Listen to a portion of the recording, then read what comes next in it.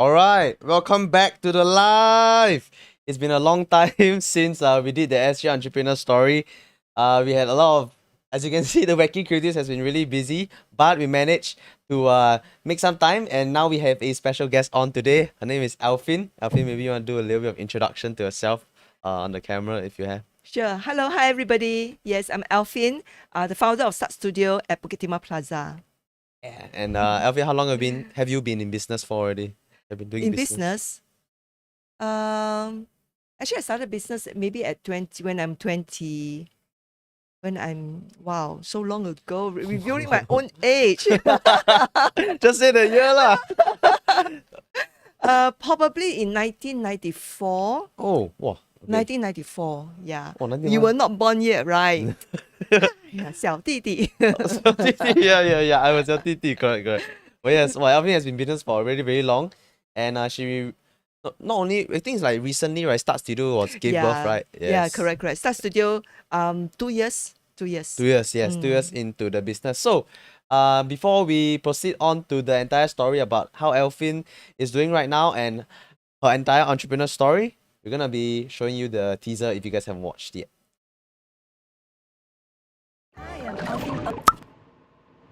Hi, I'm Elfin Ng, the founder of Start Studio at Bukit Timah Plaza in Singapore. In 2018, I made the decision to sell my childcare business and took a 5-year break. Then in 2023, I started Start Studio. We use therapeutic art to help children build confidence and resilience. In this live podcast, I'll be sharing my journey as a child education entrepreneur, from starting an enrichment school, running a childcare business for 13 years to where I am today. I will talk honestly about the struggles of running a business as a solo entrepreneur, the tough moments, the mistakes, and the lesson I've learned along the way. So, if you want to listen to my raw story unfiltered, join me live this Thursday 8 p.m. on the SG Entrepreneur Story YouTube channel.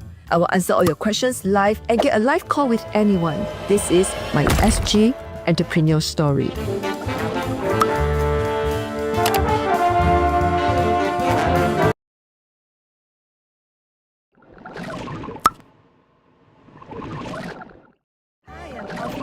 The founder of Start Studio at Bukit Timah Plaza.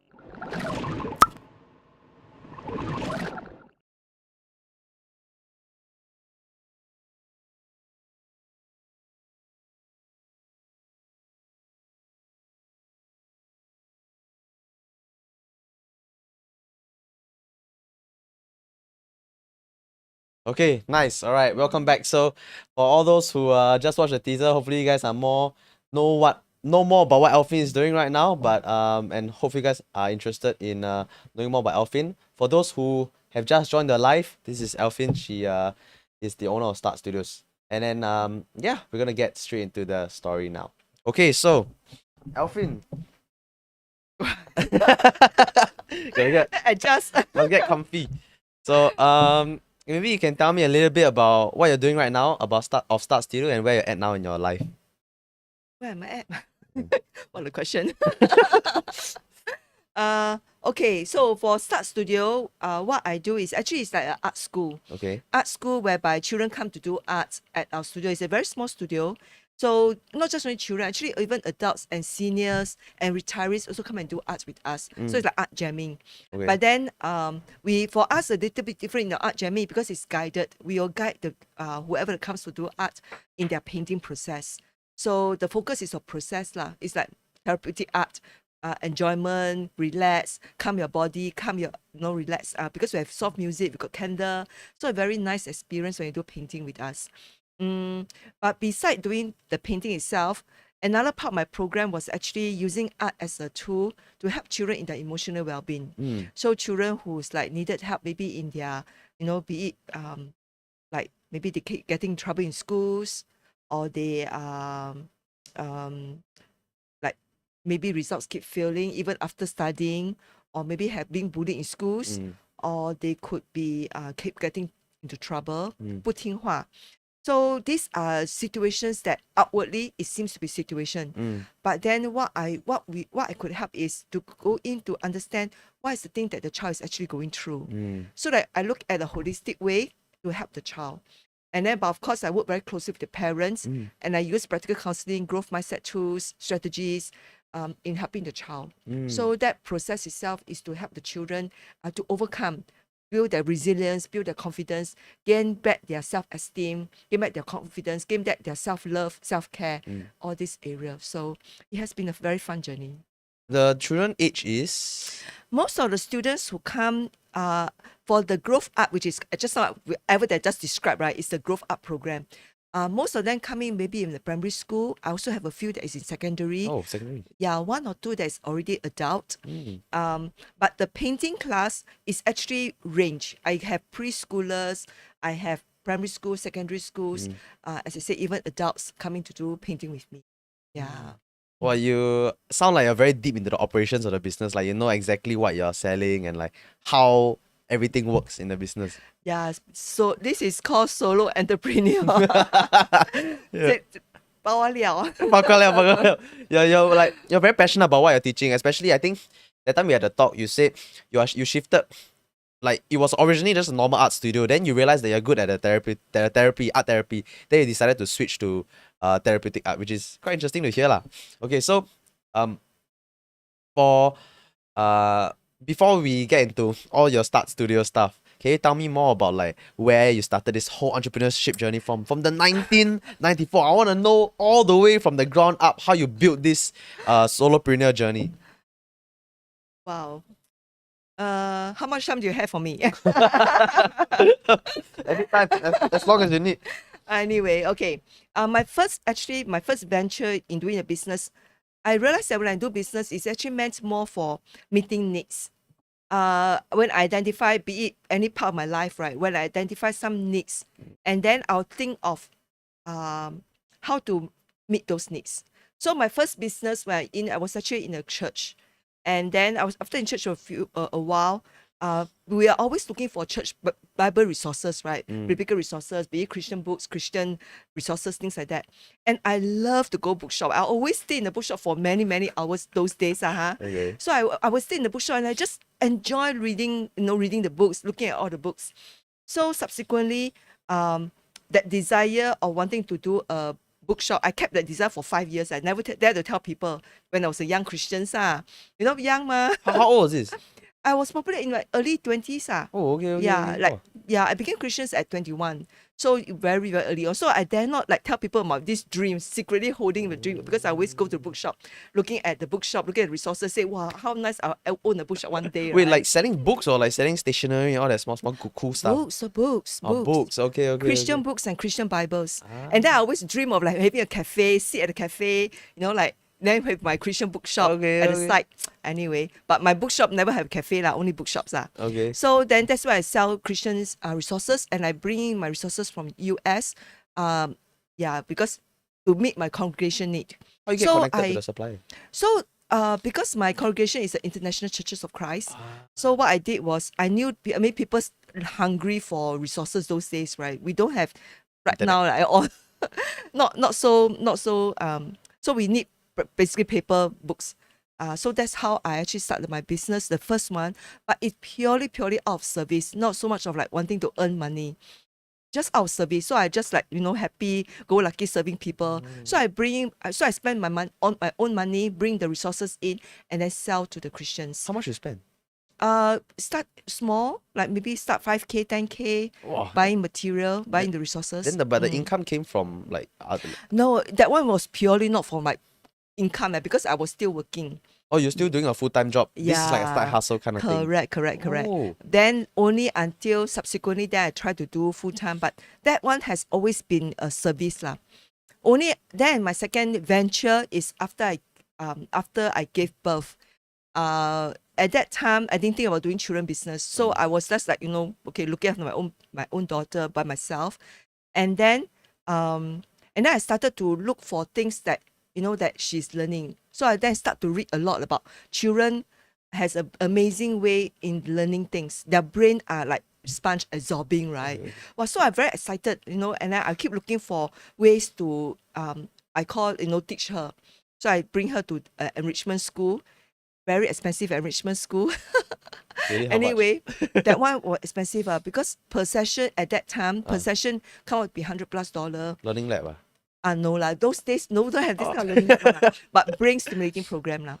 So okay. then after I bring her there, and then Okay. a group of parents, we all very on because the class very expensive, right? So Yeah. what we did is we actually meet to get to each other house, bring our children and ourselves, right? Go to each other house, and when we do our exactly the program by ourselves, so do to each other's child. Oh. You get what I mean? Yeah, That means yeah, yeah. like home support. Yeah. So that's what I did. And then because I was so into it, right? I prepared so many material. And then the parents all say like, wow, your material very interesting, the way that I created my material. So I think that's where I got more confident that I'm actually pretty good in terms of teaching. I think that was how it started. So What was with your that, career before that? I was all administration, secretary, Wow. yeah, Okay. marketing. I was right before Like I was us. actually a business development manager for a catering company. Yeah, so that one was my biggest jump from admin to go to business development, and then that's when I do market research. Because my boss at that time is from UK, they bought a company from France. Okay. So when they come in here to enter Singapore market, so I need to scan the Singapore market. So that's when I did a very good report for them lah about Singapore market lah. So they are so impressed. They actually promoted me from secretary to the director, promoted me to become the business development manager. How old were you? At that time, 20, maybe 30, close to 30. Oh, okay. Yeah, so that's when I become a business development manager. It's a big for company. them. Oh, yeah, very big. In UK, they are already 100 years old business because they do industrial catering in UK, but in Singapore they have not gone to that part yet. So that's when the French company bought over, because they are so huge. So when I did the market study, they see lots of potential. So that's why they say like, since I've done such a good job, I'll be able to, so that's what I did lah. So Interesting. in those days, when I was a business development manager, they actually gave me a car and gave me a handphone. In those days, it's a big deal, okay? A car and a handphone. In those days. In those days. Yeah. Okay. So It's how you know you're talking to someone with experience when she say in those days. So that's my behind story lah. Yeah. Anyway, come back to my children business. So that's how actually, because I did with the parents and the child gathering, right? Like every time we gather, not that many, maybe 3 children, 3-4 children, but because they prepare lots of material, and then we take turns to teach each other. And the parent always commented that, like my material that I did, and then the way I teach was very interesting lah. So that gave me a lot of confidence. And then and that's when I have the dream of wanting to start a school. So my first business was actually an enrichment school. Without any knowledge, I just like, very gung-ho, have a dream, I just gung-ho and go for it. So not a lot of, get a lot of bruises everywhere.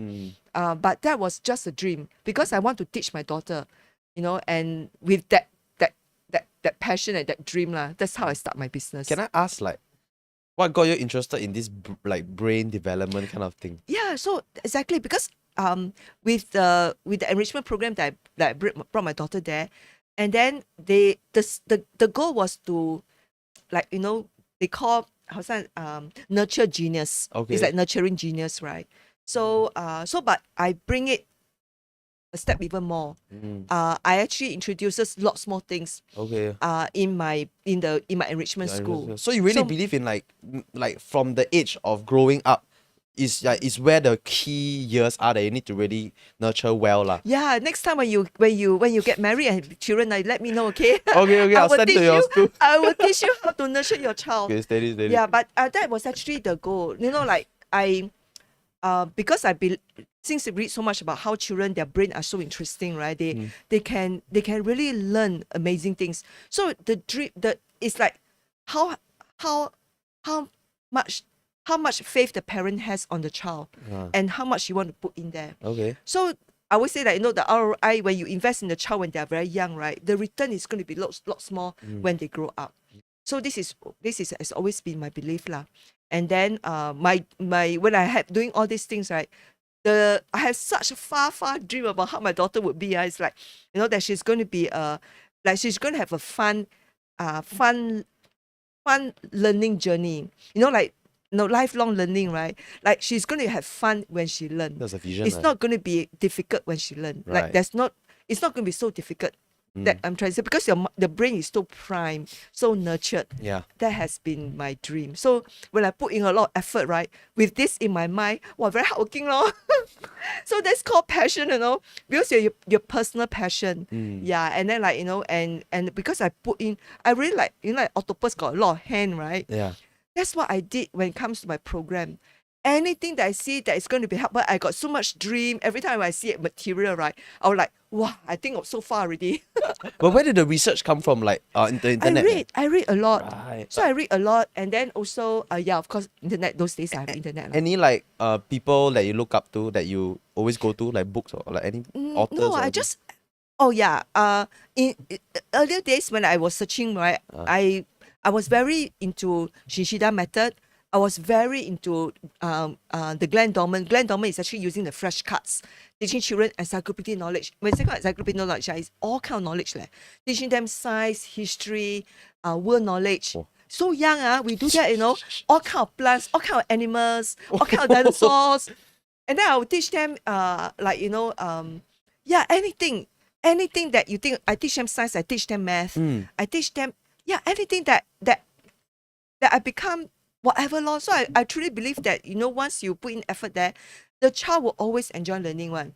And it's the skill is, be it the parent or the teacher, make the learning so fun for the children, that the children is like just in awe of learning. When they are in awe of learning, their brain open up and then you just learn. So that is right. That's why my during my brain development program, when I was creating it, right, my goal has always been like, children are, it's going to be, everything is very fast paced. The program is very fast paced. And then also lots of activity, one after another. And then the children has a lot of fun. No? So they grow so well. Parents who, because of my excitement in sharing with parents, right? So some parents who put trust in me. Yeah. And then the children who put my program, wow, they are like amazing. I got so many highly intelligent children with the program. And another encouragement that comes to me was, after I did this program, there was a child psychologist. He didn't tell me that he was a child psychologist, just trial class. He come and sit in my class with his son. So when he sit in, because I didn't know his background, but he just sit in, my daddy, mommy, because for my program, I allow parents to sit in with me. In fact, the more adult there, I feel more encouraged, because the parent will be in awe. Yeah. Anyway, I'm okay with parents with me. So, which other place, sometimes they don't allow parents to be in the program. But for me, I'm okay. So the parents are with me, so I sit in and the parents sing together, whatever thing. They help the child in the... So we do a lot of memory game, we do IQ game, I do foreign languages, all languages. I got 5 languages to teach the children. 5 French, German, Italian, Spanish, and Japanese. And then encyclopedic knowledge, science knowledge,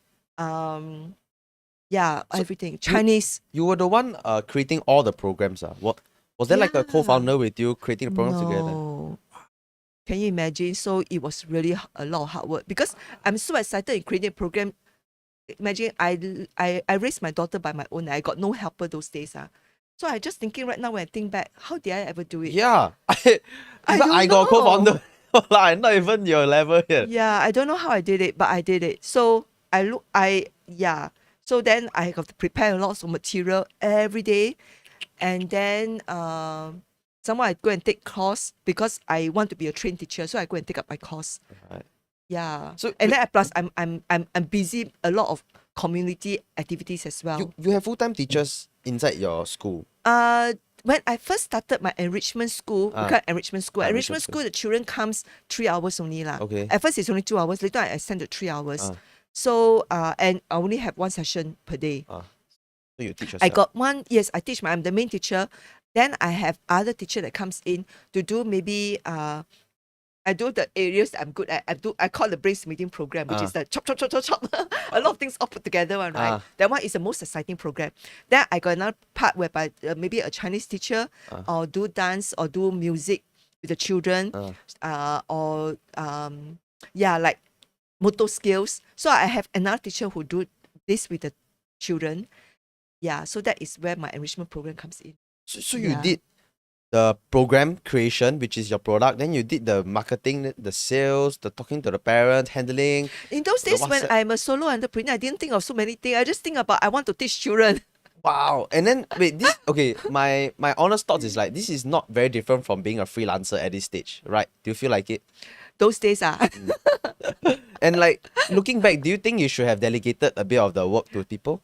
Yes, definitely. Yeah. So that's where my journey has been more tough because I do not know how to delegate.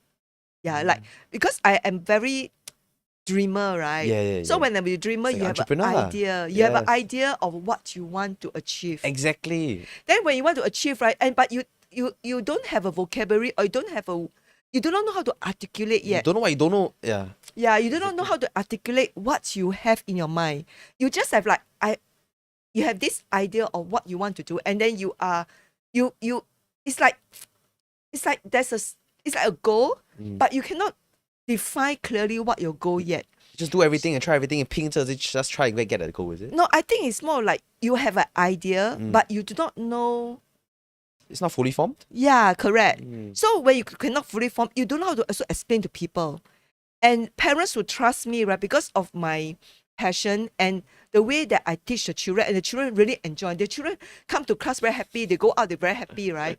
So parents and the children, when they go home, they do a lot of, because children, they go back, they will repeat whatever they teach and learn in the class. Yeah. Parents all very impressed. Yeah. So I think that's where like it started very small, and then it's just through word of mouth, and then I get referral that way. But because it's a small school, so maximum only 20 children, not like very big. Was this the one at Seletar? You told me? No, the Seletar is the childcare. Oh, okay. This enrichment school is at somewhere near River Valley. Somewhere near River Oh. Valley, Oh, okay. but Bio Crescent, that area. Oh, you like rented out the place and everything? I rented a HDB shop house. Yeah. How much was the rent? Like Those days. those days. Those days. I think 3,000 plus. Wait, so was it like a risk or do you already have the money? Because the company. Yeah. That's why I told you. I just like dream and then I just go for it. So use your own savings, ah. Yeah, and I don't have student in the beginning, but Yeah. because once I started, right, then one parent see, hey, this one very interesting. Like what I share with her about, like children brain, like we want to nurture them the best way, and then and they just trust my word and they put the children with me. Yeah. Because usually you will start with like home Yeah. tutoring first or something to get some customers in, then you open a shop. But you open a shop and then you get the customer. Exactly. So that's why they make a lot of mistakes lah. But how many months in do you like start breaking even or do you start? You see, I don't even realize about the breaking even. You need to pay yourself first, right? So I didn't think about paying myself. Oi. As long as I can pay the rent, I'm happy. Oh, interesting. That's the mistake again. Right. Yeah. But it's just because of pure passion. Like I just think of like wanting to teach my daughter. My daughter is my motivation. I like, of all the programs that I put into, right? When I see like, oh, she's gonna learn so well, wow, I'm very excited already. Then I'm just like very creatively create program, very creatively create material. Yeah. So Yeah. she attend your course also, your daughter. Yes, so she was when she's 3+, I started the school. So before she's 3+, I do with the other parents. Yeah.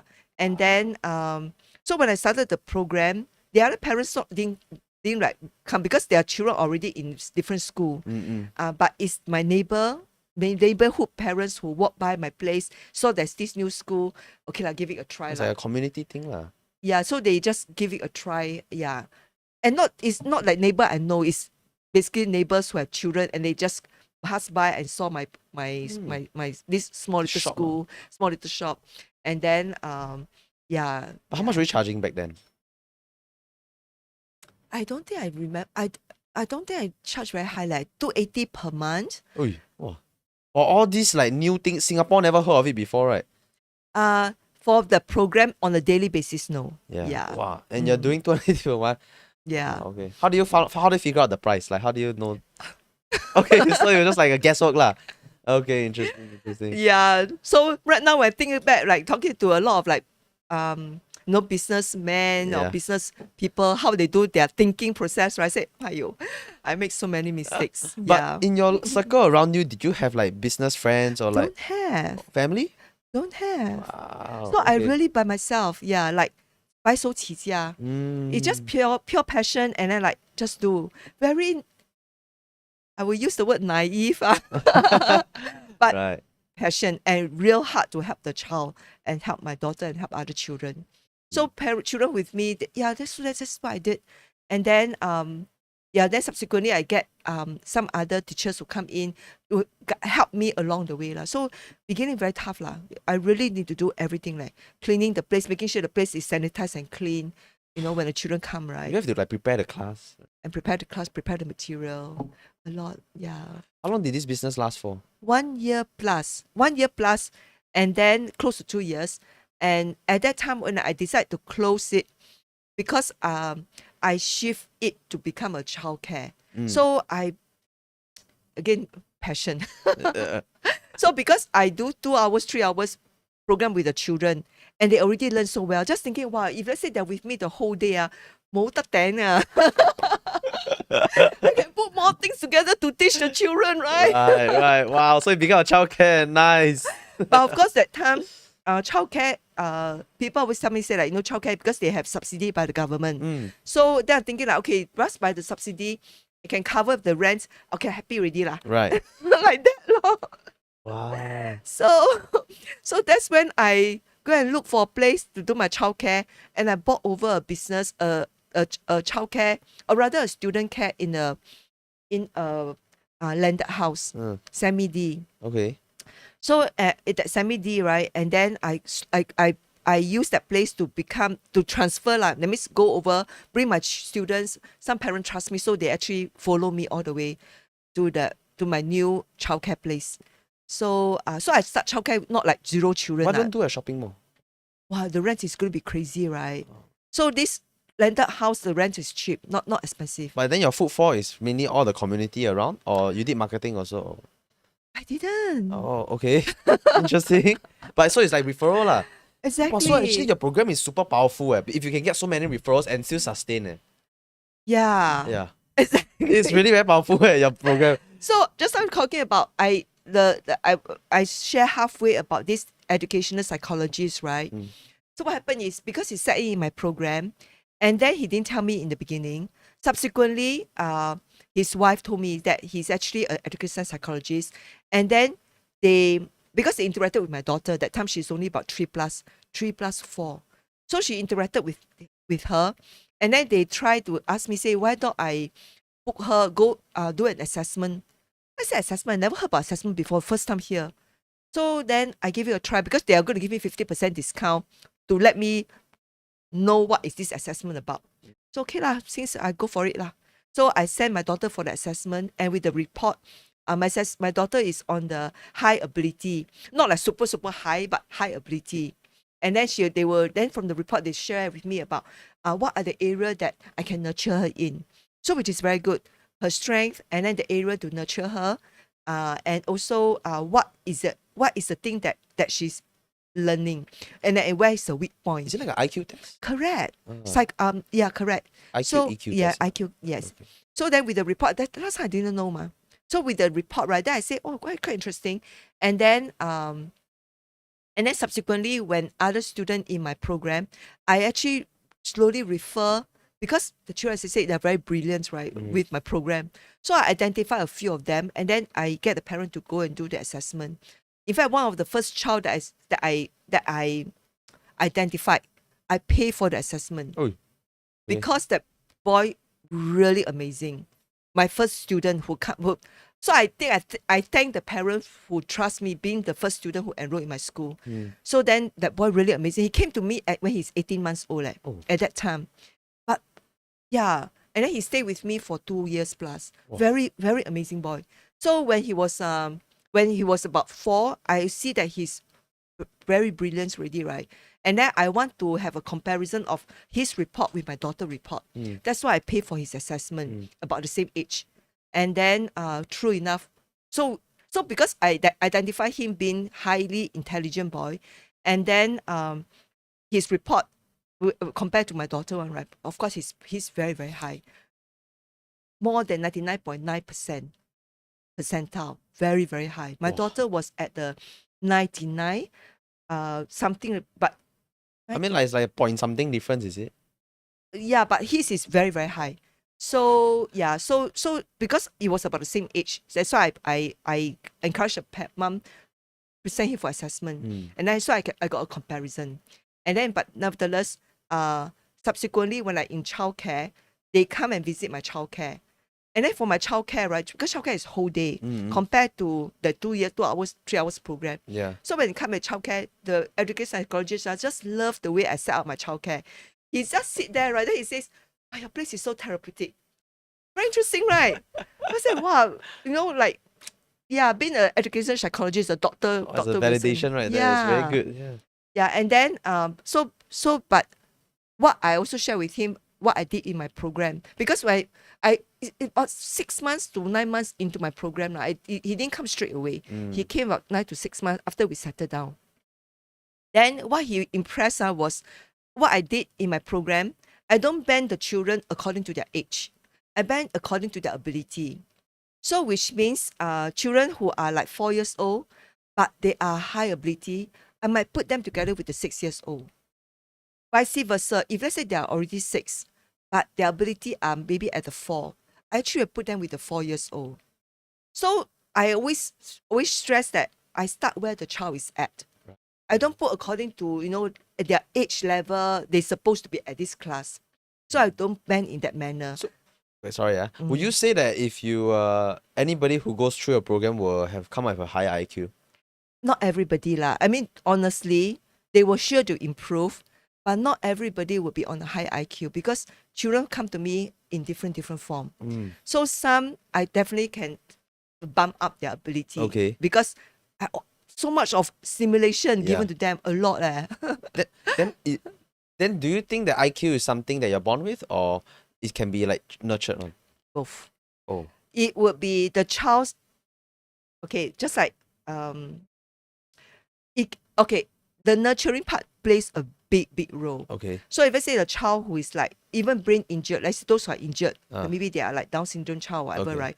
If you do a lot of stimulation, they actually can improve. So this is where Glenn Dorman comes in, and I love Glenn Dorman's program. So we do a lot of flashcards, and then like how to teach children all the encyclopedia knowledge. Encyclopedia knowledge are really extensive. I teach artists about artist work, artist life, why they're painting, why they paint this painting. So the children learn all these things. Then the children learn about the flags, learn about continents, learn about Mercury, learn about planets, learn about solar system, learn about different type of plants, learn about in plants itself there are leaves, there are flowers, there are roots, there are different type of identify different type of trees, botany, and then different animals, the different all things are. But these are just like knowing things, right? These are not really like things that increase your IQ, right? Is it that? It does, because really? the children very stimulated, and then very interestingly, because they are so, my program are so rich, and the children are so much of exposure. The way they talk to adults, they are like very confident one, because they know so much. They are not shy in talking to adult, and adult talk is like, wow, they can communicate with adult very well. So this is where the strength of my program lah. And then also, that's why a lot of children who, when my after those who with me, right, then when they graduate to go to primary school, they are like confident kids. They are so. I got one parent. She is a teacher. When her son don't go to anywhere, purely all things, right? She tell me, say, everything that my son learned is from you. Because for her, some parents are very kiasu. They will send to all kind of enrichment program, whatever, right? But for her, right, her son only come to my program, nothing else. But by the time the son go to primary school, he already knows how to read, and his reading ability is so strong. Both languages, English and Chinese, very strong ability. He can write so well, and he can do math. He knows his science. So that boy like high ability, right? And the parents say like, when he, because he's is her first child, so she got no comparison. Like she didn't know how to compare, as in like low and high lah. Yeah, correct. Like this is actually normal. This is actually not normal. This is actually exceptional. Right. So she thinking like her son is actually, because only come to my school come to my childcare. Then only when the son go to primary school, the first week, right, the teacher in the school all give feedback about the son being so impressive. Then the mom texts me and say, she really thanked me for giving him such a strong foundation in his languages, because most of students, Singaporean, when they go in there, a lot of them, their Chinese not so good, right? Yeah. But this boy Chinese is so strong. And then even Hanyu because we teach Hanyu we teach reading, we teach even writing character, Chinese character. I'm very particular in writing the strokes, correct strokes. So, but I teach in a fun way. So the children just learn, so this is where my secret sauce is. I make learning so fun that the children don't even know that they're actually learning. Wow. And they just have fun. They're just a play, My mother should send me to your tuition when I was young. Maybe next time I grow up, my business maybe like few million already. But I don't know about that because I didn't train entrepreneur. Otherwise, I would have been doing a better job. But I didn't. Yeah, don't say I'm only prepared. My goal was prepare the child brain to be so prime. And then that they will have a very easy life in their learning. Right. So that's where I see the children who is with me that they have a easy learning journey. Can I be honest? Yeah. Like these high IQ kids, right? Just my honest thoughts are, I feel like they don't socialize well with like their level anymore. So let's say you're primary 5 and you're very high IQ, you're very knowledgeable and everything, but then you cannot like click with any of your people around you, then you'll feel very isolated. What do you think? Okay. This one would be a lot of environment, how parents nurture the child. Because for me, is I nurture in school. Yeah. Okay. At home, I can't control already, Correct. right?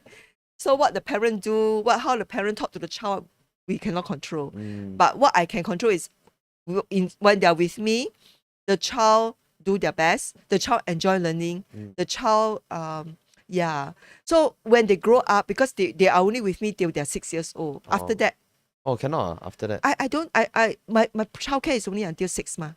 Then they graduate, they go primary school. Would you do higher if you could? I don't. Would you? What the one?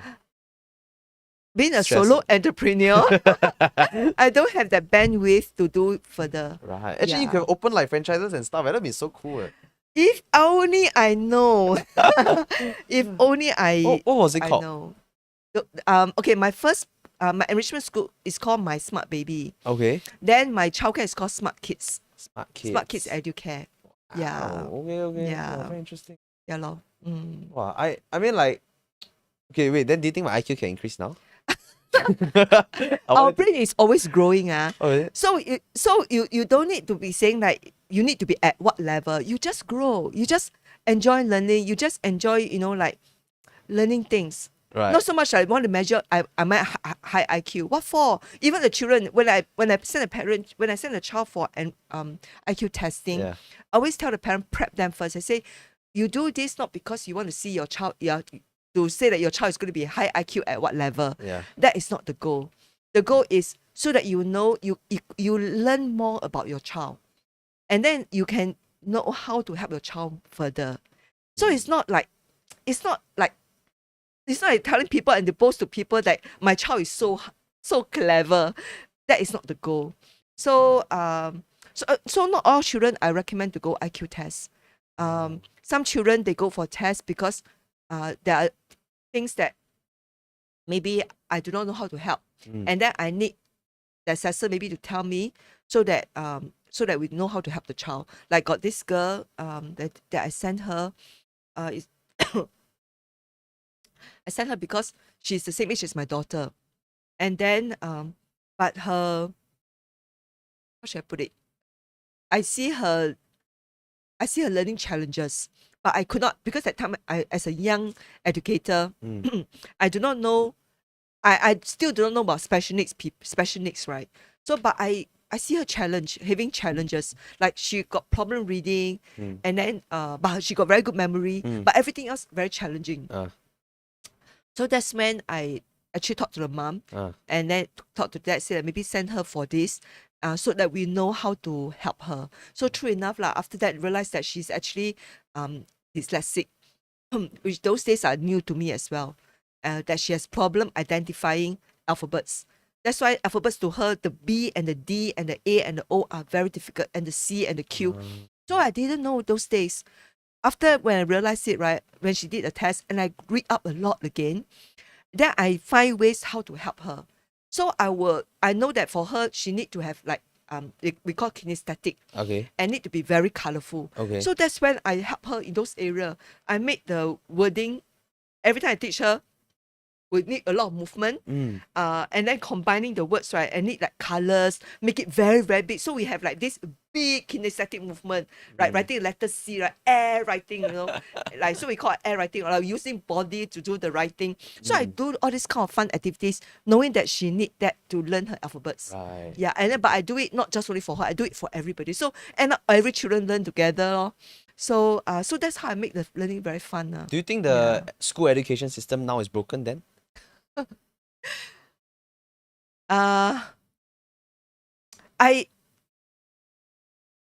This is, I wouldn't say broken, Okay. but I would say because the teachers training ground one track, and then so everybody teach the same way. Okay. Yeah, but of course we have identified also a few teachers who has passion, and then they will think of ways how to help the student. Those are the passionate teachers. Yeah, but if I say the teacher who like just after qualification and then follow the curriculum, because right now curriculum all given, and you just deliver the lessons, then it would not help lah. So you would say they're very limited by the curriculum that they follow lah, in that sense. I think they need to do their curriculum, but they need to also be flexible in seeing that the student that you have in your hand, how then to make your curriculum meaningful to them, not just completing for the sake of completing it. Okay. So that's why I always emphasize, like, if let's say the child like giving homework, right, because they have homework, everybody give the same homework, but maybe that student cannot complete so fast. Some can complete within, like, it's supposed to be a half an hour, they complete within 10 minutes. But there are some who can take one whole day, still cannot complete that 10 minutes homework. Then you cannot give the same to everybody.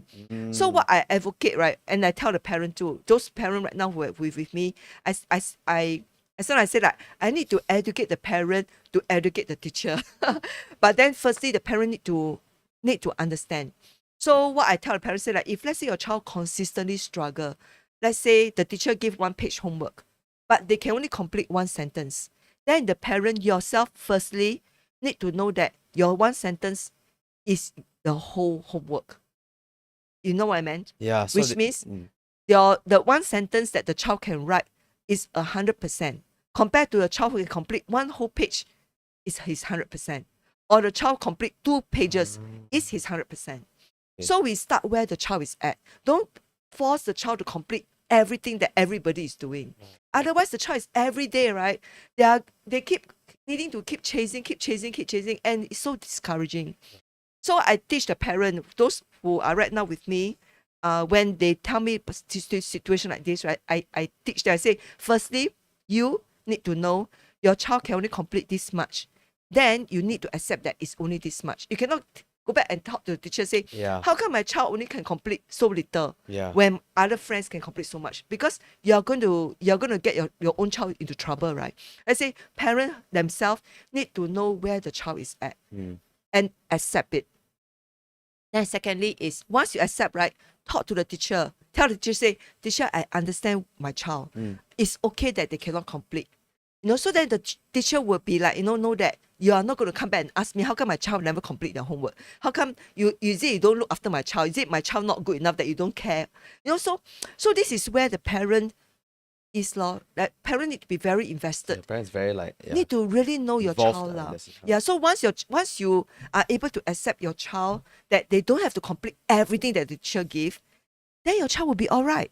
And then you can be so clearly talk to your child, right, with the look into their eyes. Say, like, I know this is how much you do, it's okay. So the child wouldn't be like every day keep pushing and pushing. Carry forward, like never ever able to finish their homework. So this is, if parent right now who are listening to this, right, or educator, please take this to heart. Please listen. Yes. I think MOE should come and find you, go and adjust the curriculum a bit. I would love to have opportunity to talk to the teachers. If let's say audience that you're somebody who can connect for me, right? That I can talk to your schools, the schools where your child is at. Start shifting the mindset. But I think first is to shift the children mindset, the parent mindset first. Because when the parent can accept this, right?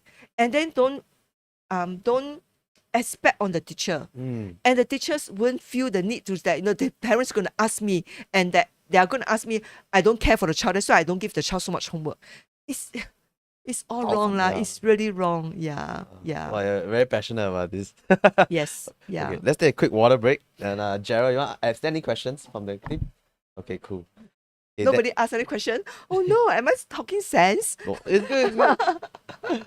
Okay, you take water first. Sure. Okay, so if you guys are listening so far and you are sort of like relating to what Elfin is saying, feel free, can me leave a like on the video. It will help to boost the algorithm out a little bit. And also, if you guys want to comment on if you guys have any questions, you guys can comment down below. Yeah, so Elfin, I know you're very passionate about the teaching children everything and all that, right? I think on this show also people would want to know your business side of things, the operation side of things. How was business like running the childcare center? Yeah. Okay. As I said, because I go in there, really, I just jump in. So you all know solo entrepreneur who have so much passion, right? I just jump in, and then because I just see the dream, and then I just jump in, right? So then realize that there are so many things you need to look after. You need to look after the finance. You need to look after the program. You need a program marketing. The program need to make sense to people. So that time I don't have all these things. It's just purely my heart. And like my heart had to talk to the parent, and the parent just, okay, trust you. And then they sign up. So I don't have all this. I don't have all this in place. Tools, got it. Yeah. But then you had the experience of running a childcare The enrichment program and the bookshop. My bookshop is service, ma. Okay, got it. Service. It's only pure service. So I just like bring my book in. As long as I can sell, I'm happy already. Okay. And I cannot sell, I just keep. But people always love. So come on. Because I think again passionate. Because when I bring those books, right, and then I read the chapters, it helped me so much. I'm able to just share with people how it helped me. So people will buy those books because, wow, this book is amazing. Then they will come and tell me, this book is amazing. And they start telling people about all these books. So this is where I start my business. Okay. Okay, so talking about that one pure service, right? So when I come to enrichment, again, pure service. At that time, I don't do any other thing. I don't do marketing. I don't have any brochures to tell people. It's just purely word. And then purely they sit in and they see the program. And then I just share about how I put my program together. What is the things I teach the children. And then so interesting, so I got video of children, and then children sing songs, or like they go home and parents. So I just have all this as my marketing tools. Like testimonials and all that lah. Wow. Yeah, but I don't keep. It's not like I purposely keep testimonial. It's just like parents sends me, and then I just show people. So then when I have the childcare, same thing. It was just pure passion. And then, but because a few parents already follow me, so I didn't start from zero, but I built from that because it's not enough to cover higher rental already. Yeah. Then plus I needed more manpower now. I needed like cook, Cook? or Childcare, yeah, childcare right. ma. Cook. Yeah, okay, got it, yeah. So I get a cook, and then I get a assistant teacher because I cannot be the only teacher to teach the children whole day. So I have a Chinese teacher, I got a assistant teacher plus me, 3 of us. So how I did my program those days, right, was the Chinese teacher teach everything. So I teach her how I want Chinese to be taught. And then, very interestingly, I'm very lucky. Because of my passion, I was able to attract good teachers. Good talent. So my Chinese teacher and my teachers are as xiao as me, as passionate as me. Then we are like really, yeah. So the Chinese teacher, because I teach her I want to use flashcard to teach the children. I want to teach the children a lot of songs. Every day must sing songs. Then I want to teach the children 笔画. So I want to teach them, say, from basic 笔画 onwards. And then from the basic 笔画, how to put the 笔画 together. So the children from very young, even at 18 months, 2 years old, they already learn how to name the 笔画. I tell the teacher, says, don't worry when they don't understand. You do 5 times, you do 10 times, you do 15 times, they will 横 understand. 竖片的台对湾的对了，so they just learn the name. I say they don't even know make sense of it. They just need to know the name first. right Like 横竖撇捺. So we just teach like fresh cut style, very fast. Each cut is like 1 second, 2 second kind, very fast speed. flashcards And then in Chinese, right, I asked 老师 to teach them a lot of 唐诗. Then when we teach 唐诗, I always use songs. We have a lot of songs. 唐诗, 三字经, then we will teach like, and then when we teach the song, right, because it's singing, so children love to Yeah. sing song, and then they learn the vocabulary. And what the teacher do is, I will always teach them from the vocabulary, right, always describe it in a very fun way.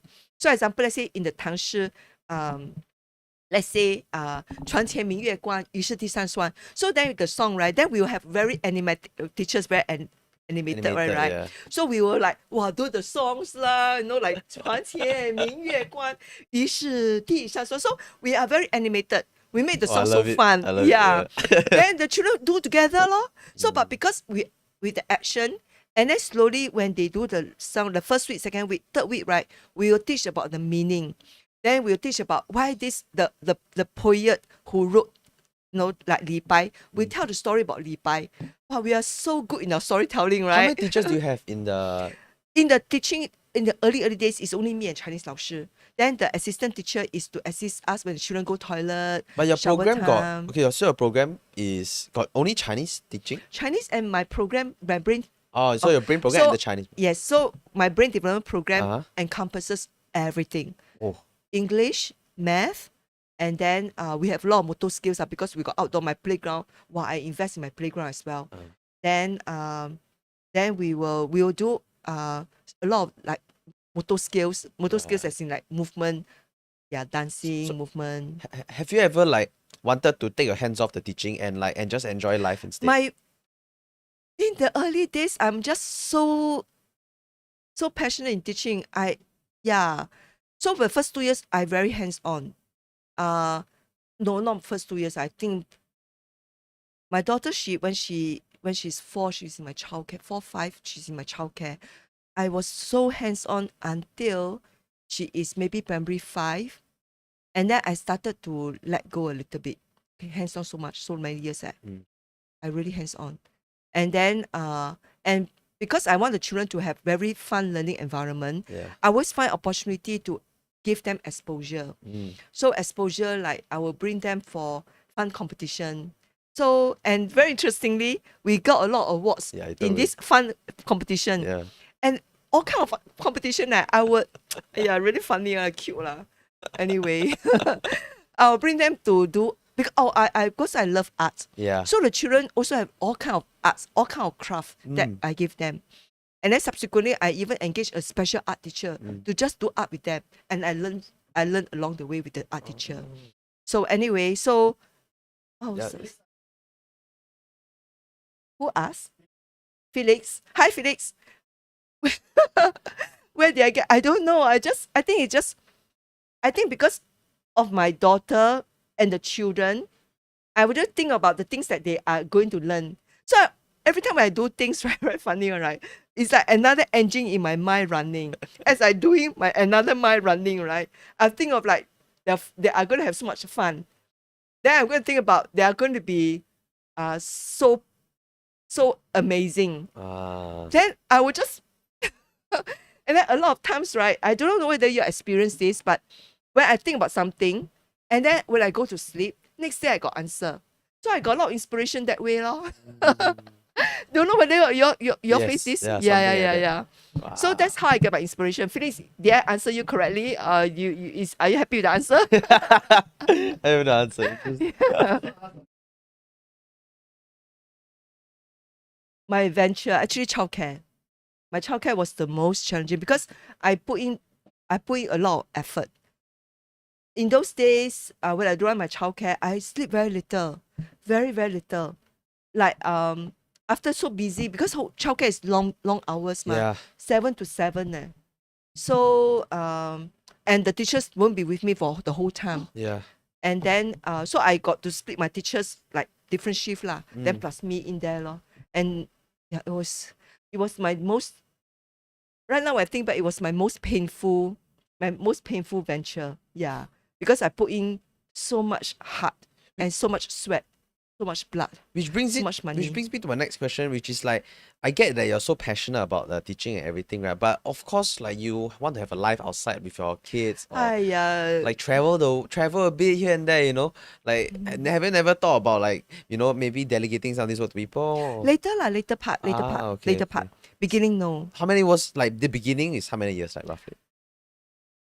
I run my childcare for 13 years. I think the first 7 years maybe I'm totally into it. 7 years? Totally into it. Wow, Yeah. 7 Only until my daughter was primary 5, 11, and then because of her like, you know, CCA and Yeah. her, she's very talented lah. Mm. So, and then I needed to bring her, like maybe started to bring her to like overseas competition, stuff like that. Mm. That is also, but of course we do take break, but our break is like maybe 1 year once kind of break lah. Damn shag eh.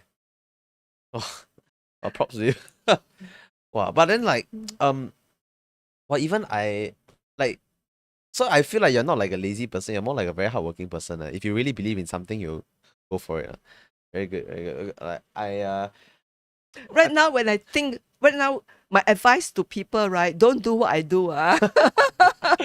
Because it's crazy. It is, yeah, it's very, learn very, from her mistakes, I guess. yeah, I should have gotten more, support for myself, lah, which I didn't. Yeah, because I cannot articulate my dream. I cannot articulate what I want to achieve. So, yeah, so those days, that's why people with me, that I really appreciate my teachers, because I am so, how should I put it? I move so fast. In my mind, I move so fast. And then what I want to do, I move quite quickly. But because I couldn't articulate very well, sometimes can be quite last minute. So I appreciate the teachers who are with me. Subsequently in my later part, right, I got 3 other staff, while they are like my 4 of us, right, like the pillar of the house. I really appreciate that 3 teachers. So they are like, you know, Miss Nancy, which is my Montessori teacher, because I believe in Montessori. So on my 2nd year or 3rd year of my into the childcare, I buy whole set of Montessori. I set up the whole place, one whole room, right? What's Montessori? Montessori material. Montessori is I believe in it. So what I did was I bought all the material, and then you set up. The goal is you create a learning environment. The learning environment is like your 3rd teacher. That's what Montessori believe. So you, like, the children are able to self-help. With the material that you provided, right, you need to set up in such a way whereby the children can self-help. They go and take the material, they work on it, and they know how to put it back. So that takes skills teaching. So Montessori. So I believe in it so much, right? I spend and I just set up the whole place. Oh. So without a teacher. How much you spend? So funny. Montessori material, maybe 10K. What? 10K? Yeah. What? Yeah. Okay. Oh yes, Chan.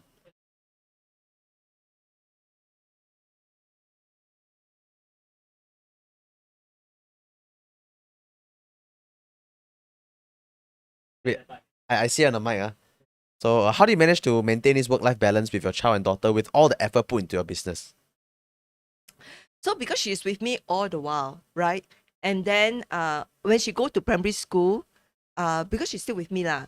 I think that the other part of my motivation was I wanted to have the flexible. Okay, I'm so busy, but busy still have flexibility lah. If you all know what I mean. Yes. You know, because there's flexible time whereby I can do a lot of things after work ma. So I do a lot of preparation after work. So in childcare, after I teach all the children everything already, right, my assistant teacher and my Chinese teacher will look after the children in terms of the nap, in terms of their shower, in terms of their the other we call routine care. I don't do so much of routine care. And that's time when I come out, when I do other part of my business, where my baby do paperwork or accounts, or I even fetch children. I got school bus. I invest in school bus those days. Small bus. Oh no. I really think back. I don't think my childcare also got school bus. I get yes, I bought a school small bus. Oh, that's cute. And Yeah. the COE was low. Anyway, but because I'm flexible, in that sense flexible, I'm able to give to my daughter. So for her is because she's quite talented. So when she's primary one, she already talent spotted by the school. Ballet, And right? Something? talent spotted because she's very good in the dance. Yeah. So she was talent spotted for her gymnastics. From primary one. CCA started at primary 3 or primary 4. For her, she started at primary 1. She do handstand in the canteen. Wow, she because she's so talented. And then by the time she's primary 2, right, already competition. Because of your training, your IQ training. Yeah. Yeah. Wow. So that's where my time with her, because she, in that sense, because I'm so busy, she also very busy. Her busyness was taken in by all the training, school plus training. Oh. And then at those days, right, when she's so busy, I didn't think that how should I put it? I would say I trust the teacher, I trust the coach, because they see she can do it. Right. I never do gym, I don't do ballet, Yeah, I don't know don't what do it say gym. about it, right? I got Yeah. no idea. Yeah. So I could only trust the coach lor. So the coach and the teacher say that she's very good. Okay lor. Then all that I can do is I give my time by bringing her around, fetching her in and out, driving around, pay the fee, very expensive, and all the material, because they are very expensive. Ballet, everything very expensive, right? From head to toe, right?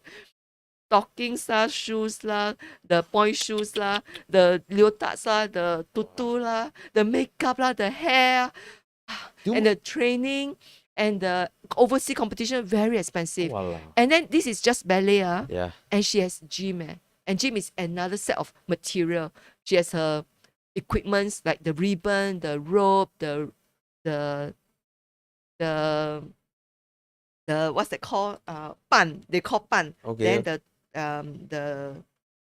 all this. Yeah, a lot of things a lah. A lot of expensive things. Every of this is all cost. Then plus the leotard can cost few $100, just one piece of leotard for one competition. Do you mind if I ask you how much you were paying yourself at that time at the stage? No, don't have. No have? Then the money is like from a business lah. So I pay the teacher first by priority. Okay. Then the rest will be expenses, like maybe from the expenses from the, I mean, there are money that is in the account.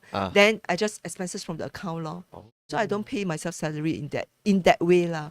But I'm happy go lucky, as long as I can pay, I'll be happy, you know. But I'm sure like everybody, you'll be like, hey, you tauke, you do your own business, all this. Then you probably like, the people think you have a lot of money or something like that, no? It's okay. They think that I have a lot of money. I got a lot of money. But I mean, like, you were willing to spend on your children lah, which A is lot. good lah. Yeah, I really spend on her. Yeah. But then do you spend on yourself? Like, do you treat yourself or something? Yeah. Have, So right? another mistakes. So don't learn from me that. Learn from this mistake. I didn't take care of myself in those days. It really, my health just deteriorated. Like mental health and physical health? Mental, I don't think about mental, because I'm so happy. Okay. I'm so happy serving children. Right. So it's not so much of that. It's only, it become challenging until the later part. When I was very hands off, I was never think about all this part one. I didn't sleep so much. It didn't bother me.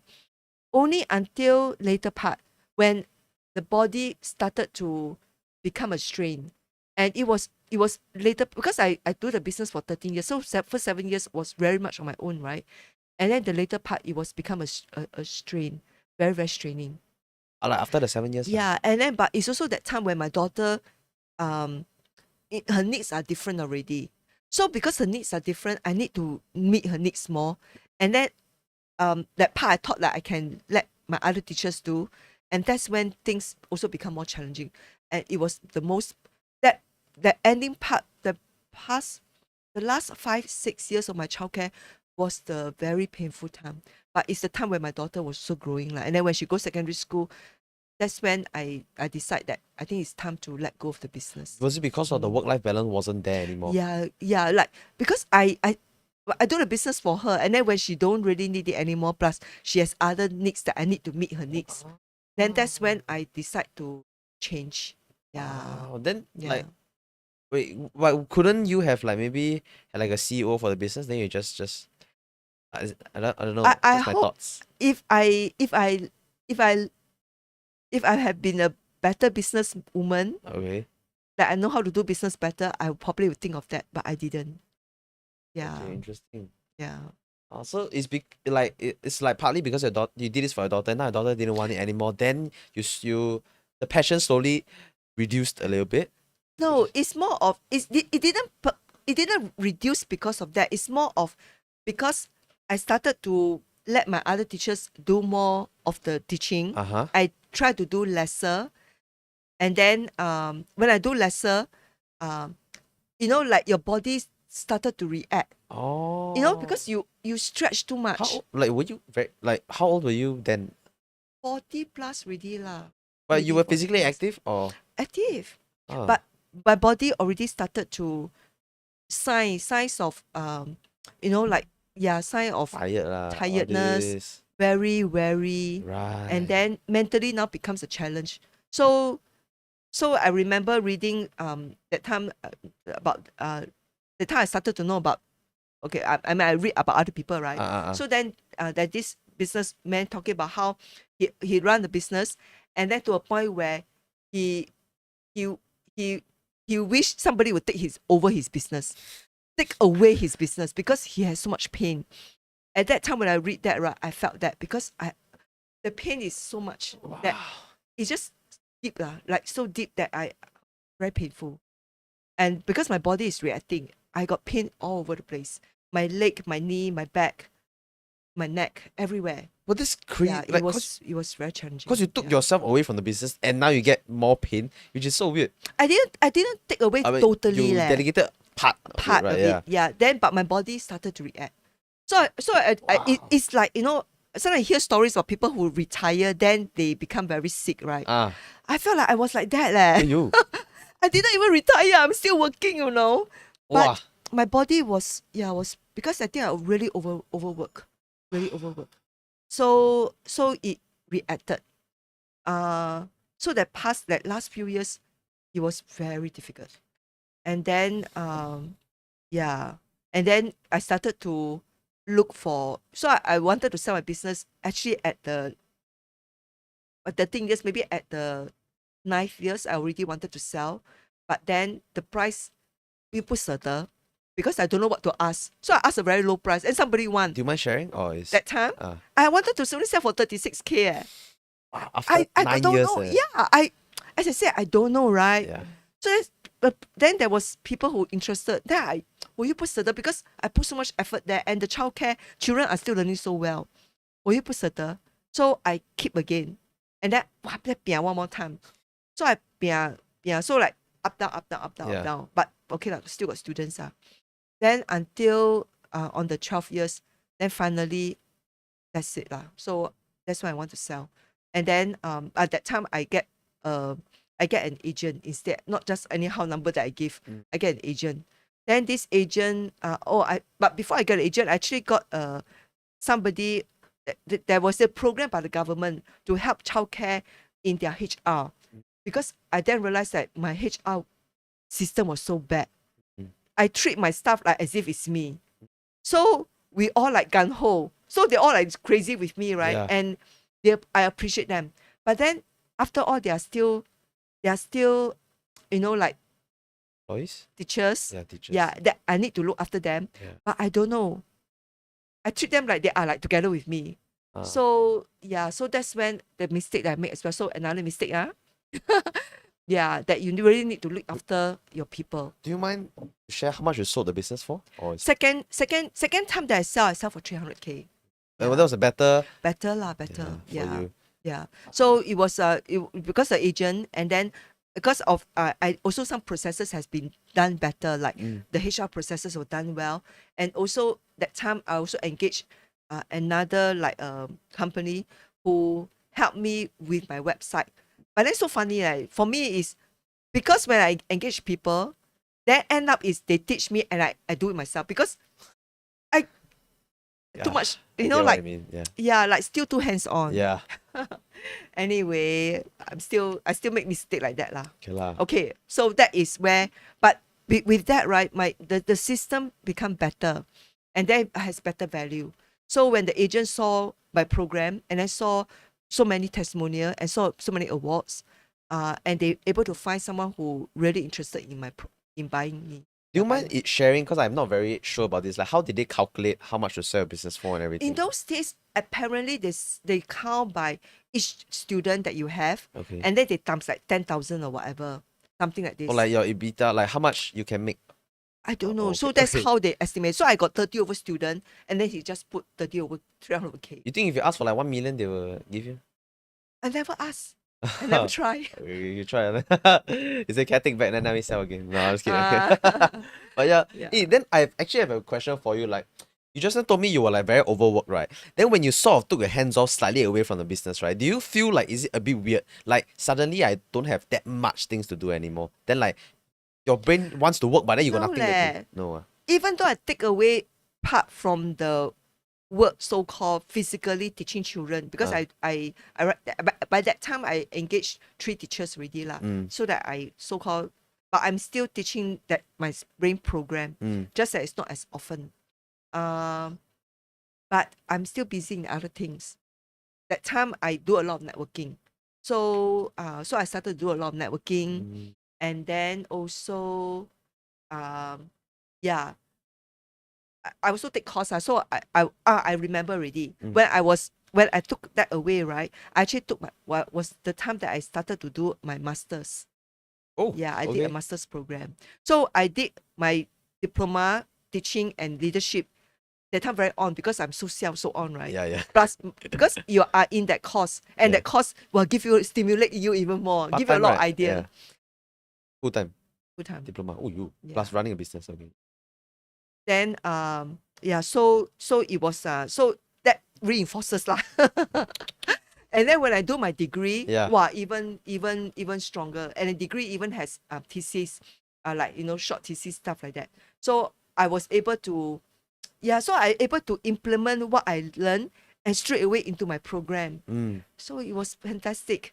But when I switched to do my masters at the last, like 2000 and maybe 10 or so. Okay. Yeah, 10 or 12. And then I did my masters, and then that's when the masters program, which is so funny. At that time when I take, right, I a little bit regret, because I didn't do education. I go and switch to do social development. Oh. Yeah, social sciences. And then thinking that, well, I've been doing teaching, like learning about teaching for 10 years You don't need already. to learn already. I thought to take a break from education. Then I go and do social science.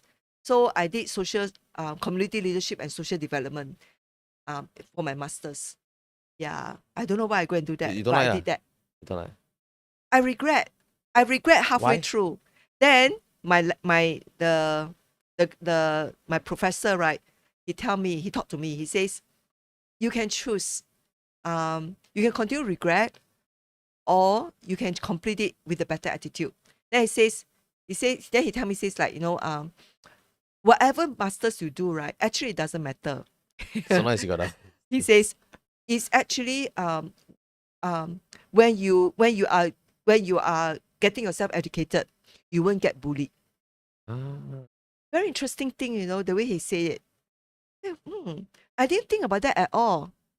So he says, like, you know, education is like you get your mind, you get your brain, you are learning things. That means you are not like slowing down. Yeah. You're learning. So when you're learning, you won't get bullied, because you know. So with that attitude, right, that gave me like treat learning in a very different approach. Oh. Yeah, because that time where whatever I learned, I don't apply in my job, it's different, totally different one. So yeah, so that changed my perspective. Yeah. I think nobody can beat you. Like, I mean, in terms of like how hardworking you are, right? You are 13 years solopreneur plus a master's. That's madness. That is really crazy. Like, nobody can beat you in that level. Y'all agree? Anybody agree? Anyway, yeah. I'm sure there'll be many other people who has gone through the same path lah. Just like we the people who gone through this path, you know, they know the pain that we go through lah. Yeah, it cannot describe lah. Yeah, Okay. but when I look back right now, Tho- that- it's those times that make you who you are, lor. Right. Yeah. Yeah. Like so, like the being so strong, being resilient, being positive, being able to always look at the brighter side of things. Don't get down. Of course, get discouraged, but then you're able to Pull bounce yourself back back up again. lah. Yeah, correct. Because like you, yeah, I think that's where your strength comes in. It develop you in that area. Just my daughter, because she is in gym and she's in ballet, right? And her Yeah. training is very tough, because competition after competition after competition, right? Mm. And when she's going through all those time, it teach discipline at the young Yeah. age. Yeah. So that's why she has no problem in the study. Naturally, because she's so disciplined. Well, I cannot. Yeah. Interesting. That's good. That's Yeah. good. You don't take a water? Quick water break. Jared, anything? Okay, cool. No question. Oh, am I doing a good job?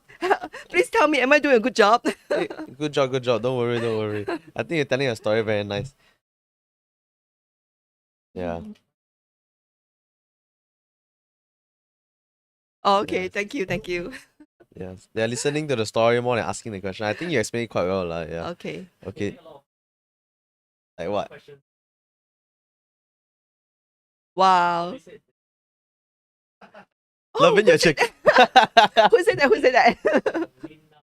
Oh, I see. Thank you. Your friend, Lina? I don't know. Wow, eh.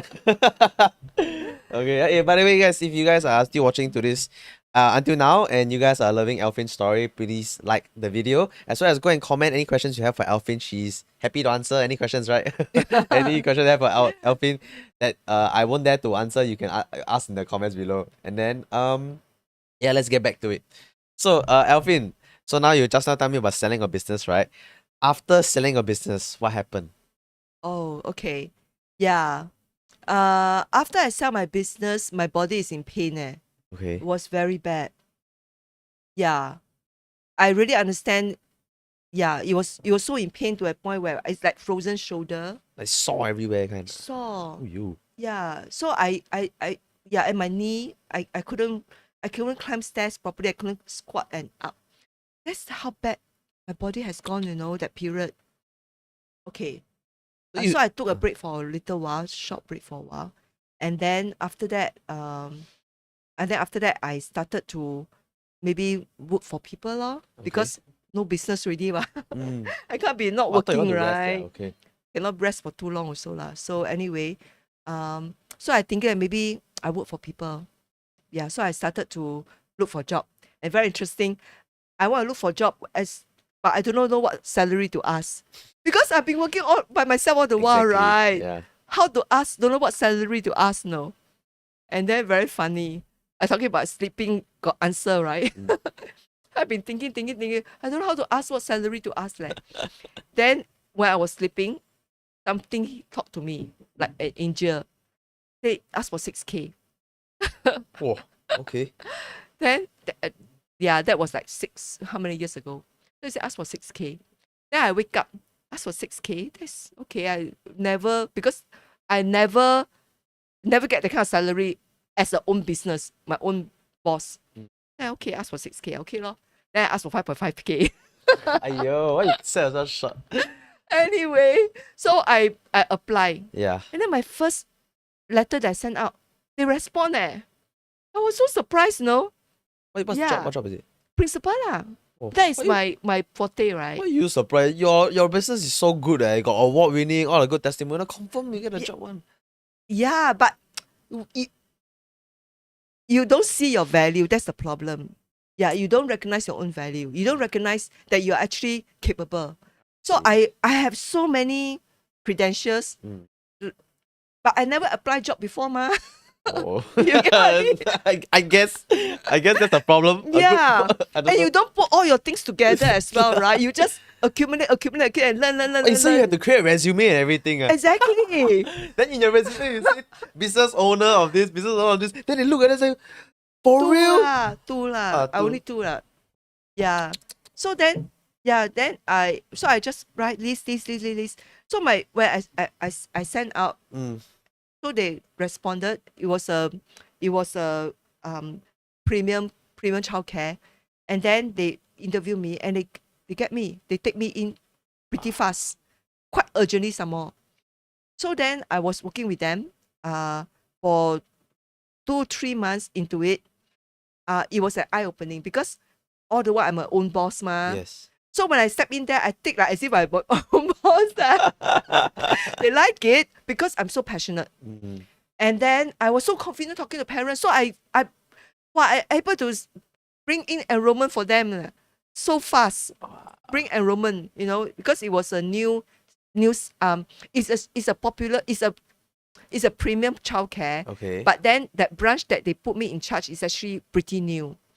So it was still very new, only a few months. And then when I went in there, they can't the two principals before never stay. So when I went in, and then there must be problem because I also didn't stay, right? Oh, okay. But I was in there for 2 months. That 2 months plus, I bring in so many enrollment, a lot. And then but I don't feel that environment was for me lah. What do you do that bring in more people? Was it like optimizing the service? Of course, that childcare, they do a lot of advertisement themselves. Yeah. Because it's a chain, so they can afford Okay, they do got it. advertisement, and then they will so a lot of parents enroll because someone is premium, so the parents will come in are all like a lot of foreigner. Oh. Foreigner got money one a lah. lot a lot expensive lah. So So then anyway, so lah. So I thought that was my first 2 months into it. Because I was so passionate into it, right? And then it was also the time whereby I then understand what it means by being bullied by people, because I was really bullied. Oh. I never when people tell me, say like when they go to they work at a place and then they will cry, right? I don't understand why people will cry at their work leh. But I experienced it on my second month. My first month was very good. okay. I am like, wow, they all like look upon me, like the HQ, the investors from overseas come down, they were so impressed how the place was and things like that, right? But second month into it, right, they try to, Make like 看小你啊，是吗？ they try to, what's the word called? Reduce your power 就是。 Something like this. Okay. Yeah. And then so that I become more, listen more, things you're like more that. like a follower lah, less of like a Correct. leader in that Something sense. like this, because I am so passionate, right? And then I didn't feel, and how they did it was, every little things, right, small little things that they will say, Elfin, they will like pinpoint every small little things in the place, that everyday attack leh.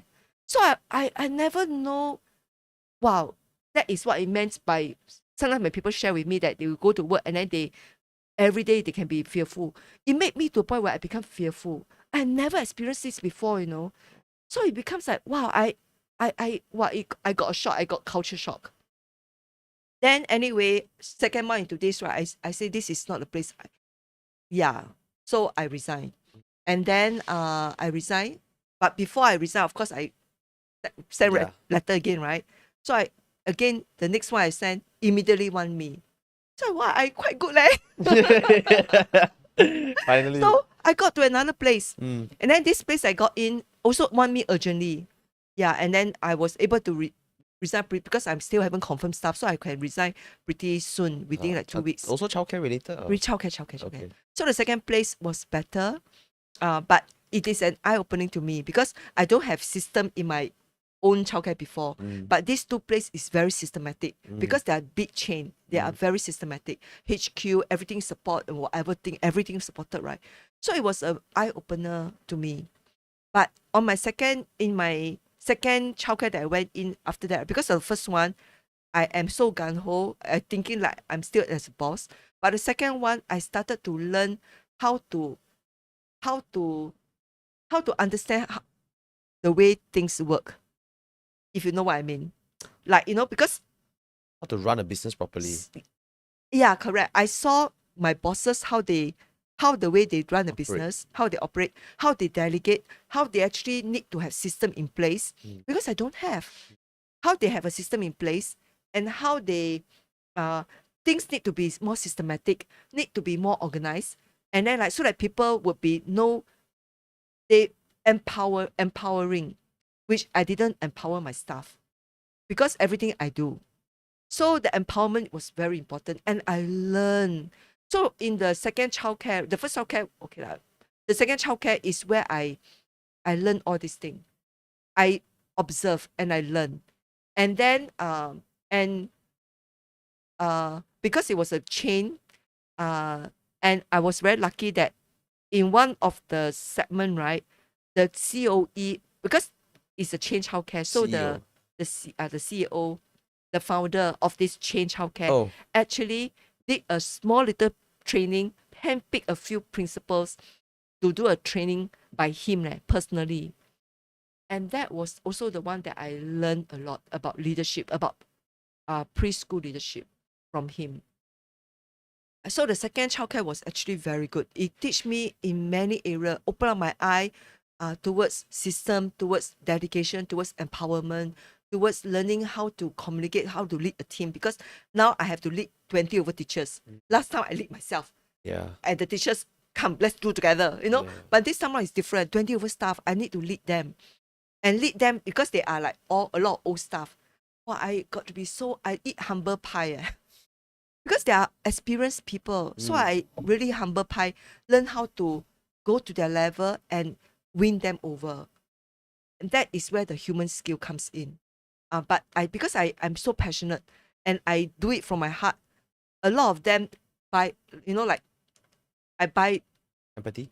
no, like 说服了他们, Okay. like they trust me. Yeah. I would say they trust me. They know that I really do it for the school. I do it for the children. I do it for the teachers. I not do it because I want my glory. I never do it because I want y'all to look to me that I am the principal. So I think that's where my leadership skill different comes in, because I am more serving, more open, more more down to earth as a leader, whereby, and then I explain the heart behind why we do certain things. So with that, right, they are with me, like, yeah. Right. Yeah, so the second childcare, that's where I learned all the things that I should have learned when I first had my own childcare. So looking back, would you have worked a job first in a childcare before starting your own one? Actually, that might be a better route. Okay. Yeah. But like I have a feeling that if you join the childcare center, you would just get stuck. Like you would get stuck like getting a nice salary and everything. Then you wouldn't start your own thing I don't anymore. know. I don't know. Yeah. But it's good lah. I don't know. Life brings us to different ways. Yeah. So mine is the other way around lah. So I learn from observing how my bosses is, observing the lead teachers, observe my, like my, like the other. So it's like I need to form a team. Oh, what the founder of that premium childcare, right? He taught me, was saying that, as a principal, you cannot be thinking like you run the whole show. You need to have a hand, like, like the Pentagon, whereby you need to have 5 people in your team whom they are going to be, anytime you're going to call them, they are going to be there. So you need that people. Yeah. Because I got no co-founder, I got no anybody everything is me. Yes. So when the way that he say it, right, it makes me open my eye. So when I was after that training, I identify a few people who I know, like these are a few whom I will go to invest my heart, invest my time, whereby I'm going to share my thought process, share my idea. I will get their advice, get their idea, get their, so like, like I will get their idea first before I jump in to say do something, buy in lah. So that's what I did in my second job in my childcare, that I do a better job. Yeah. How did it feel personally? Like after running a long business, then suddenly you get to draw a salary every month. Don't have to worry whether the business is gonna do well or not. In the beginning was actually pretty good, because I, like Relief, yeah, sigh of relief, right? Yeah. it was actually pretty good for a while, and then quite relaxed. And then because I'm so passionate, my boss in the business, the first one crazy big. Second one, I Crazy actually boss. still as crazy leh. Oh. Actually, I still as crazy in terms of working very hard for my bosses, to a point where like I work almost 10 to 12 hours sometimes. What? You work that's crazy. For other people, I do that kind of Just hour. like my mom's. Yeah. Yeah, wow. So only until later part, right? Yeah. Until on my second year. And then it dawned on me that, if I say I'm going to, if I'm going to make my boss rich, might as well I make government rich. Okay. So, Okay, so so that's when, that's when I go and apply to MOE. I try lah, MOE. I say at this age, don't know MOE will still want me or not, Just try lah. And then I got in eh. of course. So I apply without, not sure. And Yeah. then the process was very smooth Ah, in terms of getting into, from jumping to, my place. So principal.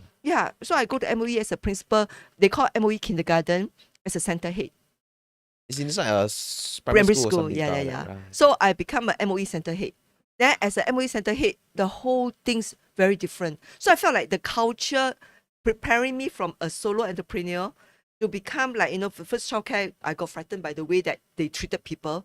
The second one was better, but I need to learn learn system, learn how to work with the system, learn how to make the system work for me, learn how to work with as a team, as a leader. So I learned a lot of leadership in that area. But when it comes to MOE kindergarten, right, the structure was even more structured. But the support was amazing. Compared to the other places, the support was not as strong. The MOE system support was amazing. The resources that they had, right, made me lao nua. It was that amazing. So when I was in MOE kindergarten, that's where I saw the support. I really appreciate what the government is doing. The way that they invest into education, into the children. So I saw the investment that they put in, how they train, making sure the teachers are trained well. And we had a lot of training given to us. But the curriculum is not what you want. It's not what Different, very different. I cannot be doing what I want already. Different, yeah. But In you're fact, okay with that? no, so funny because I have of my background in terms of trained children, Yeah. right? When I was in that premium childcare, the children, even though they have a lot of exposure, but not all the children still able to level up. There's still a small group being left behind, Got right? it.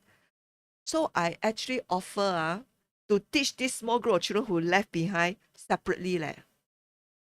Wow. What I did was every Tuition. day, like extra.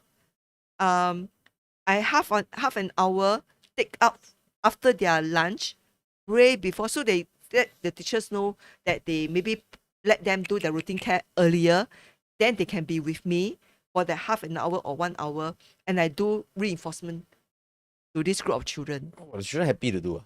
They never like, I want to go home. No. I don't do after school. I do it during their During- lunch because they are whole day with us, so I can take that. So I teach this group of children who are a bit left behind in their ability. Well, any employer will want you as their. But because they are like chain, right? So when I do this kind of extra thing, I'll get permission one. Oh. Not like I want to do, I do, Yeah, but yeah, they tell me appreciate more, it. yeah. They really appreciate it because the children after that do very well. Wow. Yeah. And then when I was in MOE kindergarten, same thing. I cannot just suka do. Of course, this time around I smarter, in the sense that I look at the curriculum. I know how to lead the team, in terms of, because that is even more teacher, right? Yeah. And then more systematic. So I have to teach the teacher, or rather train the teachers in their mindset. What I did with the teachers was, I always tell them, say, curriculum that's given to us is fixed. Of course, we got to follow the curriculum, but we can always enhance it and make it better so that the children will have fun in their learning, which all the while have been my belief. Yeah, believe. Then I always teach the teachers, the shifting of the mindset, looking at the children when they come. Imagine them imagine them when they are at home coming down to school. They are so excited, dressing up with their school bag, with their school shoes, and so excited to come to school and look at the teachers, right? Yeah. With them so excited coming to school, we need to do our best in preparing our work so that the children have a great time. So with that attitude, right, the teachers, Yeah. You're all rah rah. You bring everybody together. Everyone Yeah, like you follow know you that already. that dream lah, that dream Yeah. of looking at the children, how they are going to have a great fun Mm. learning, that they are time deserving because they are so excited coming to school, you know, and then that when they go back, so we that the teachers when they prepare their work, they prepare it with a vision, with a Right. vision, with a vision, with a mission, you know, and not like, you know, I got so much work to do, that kind of thing. Oh, But of course, I also prepare a better support for the teachers. got But it. what I did was, you know, before me, the previous leadership, sometimes actually that's why principal very important. What happened is, you create the culture for the school. So what I did was, I realized that the teachers are not sharing their resources. And what I did in my place, right, I would always find ways to uplift, like boast them, Mm. boast about them. Empowerment, something like that. Empowerment is one thing, but so I would like go to observe class, and then I would take pictures of certain things that the teacher did that is special effort. Yeah. And then I'll post in the group, and I give a little description about, wow, I'm so proud of this thing. So they It's feel so fun, validated, you know. Yeah. And then Cute. the children, how the children are learning Yeah. in their fun activities. So these are the things that the teacher, when they put the effort, they know that they are being acknowledged. Right. And that build the rapport, build the encouragement.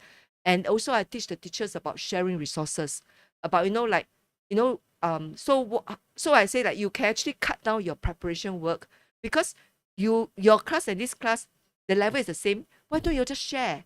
Instead of everything you prepare on your own and you just teach your children. If you say you share, then your children learn 2 things, 3 things, 4 things, if every teacher share and put together. Yeah. So with that, right, that make their work not as heavy, because now they're sharing resources and the children learn even more.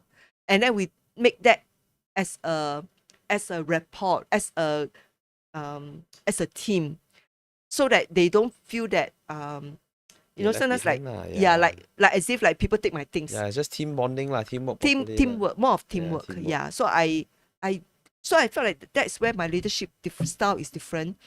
And then I would boast, like, you know, like encouragement, things like that to help the teachers. Cannot see my face? Okay, thank you. Okay, thanks.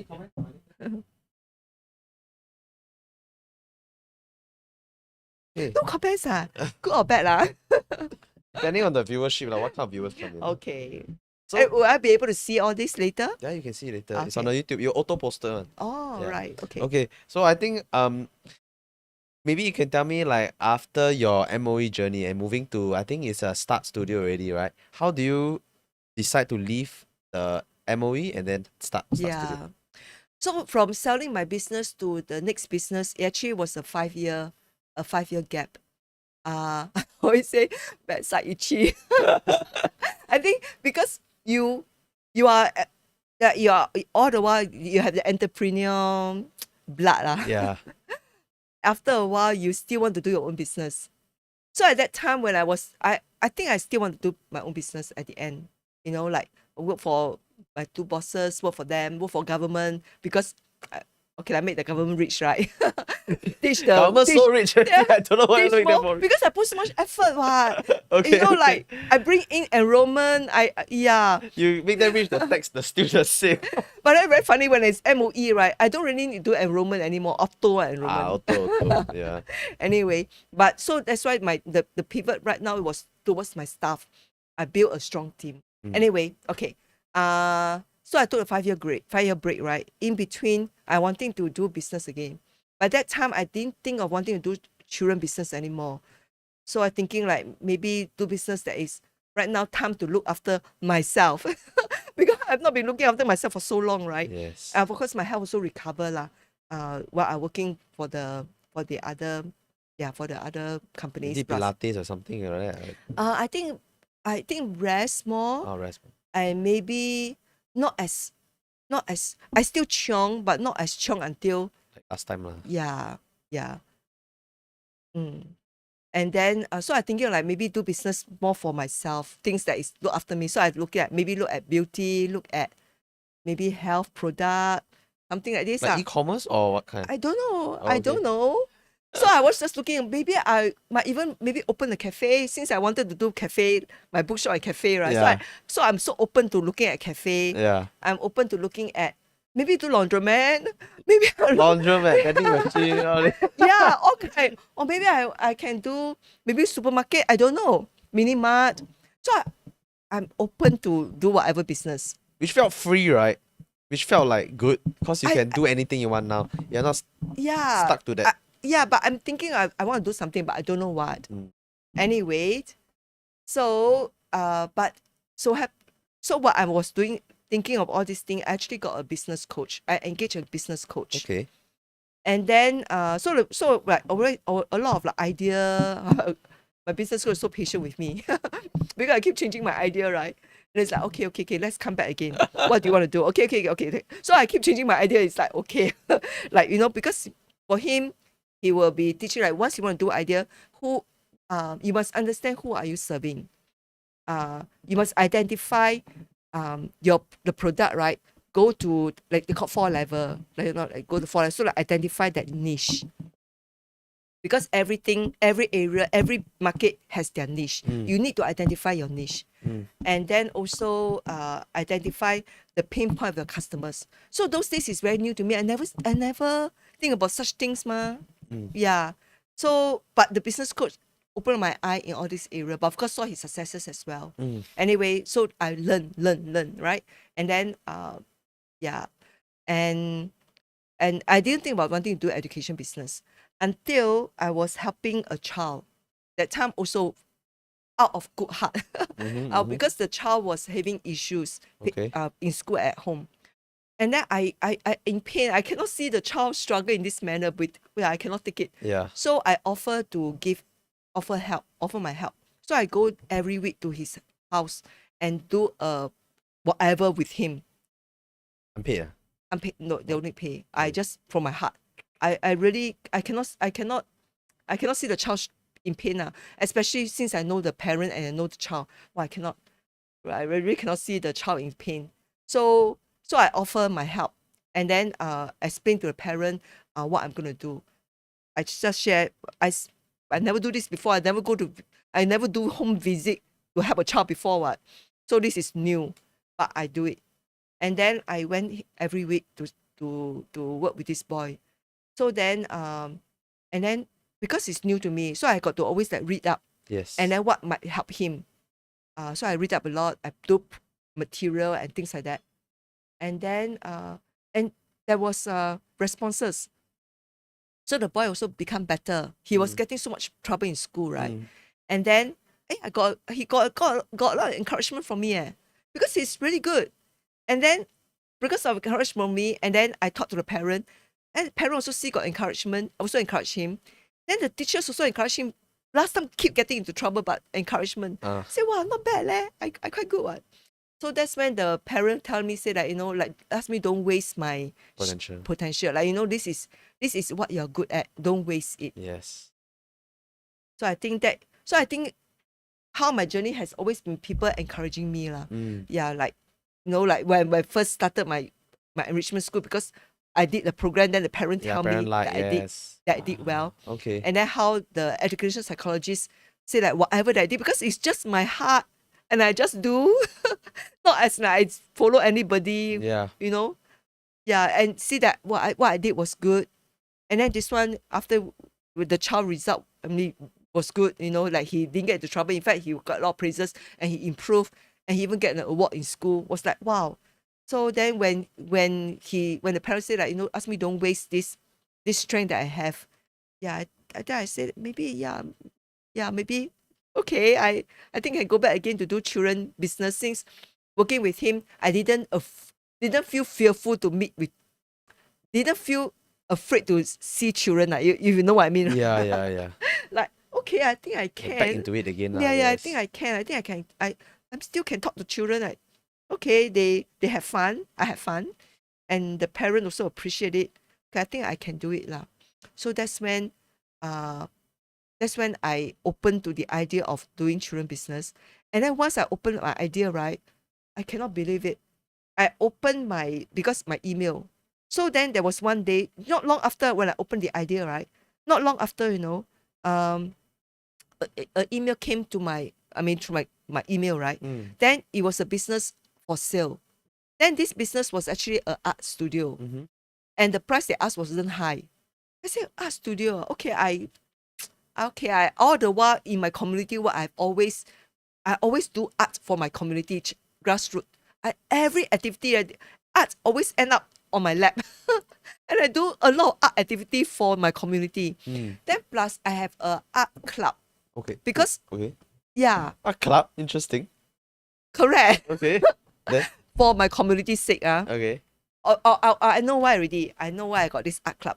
Track back story a little bit.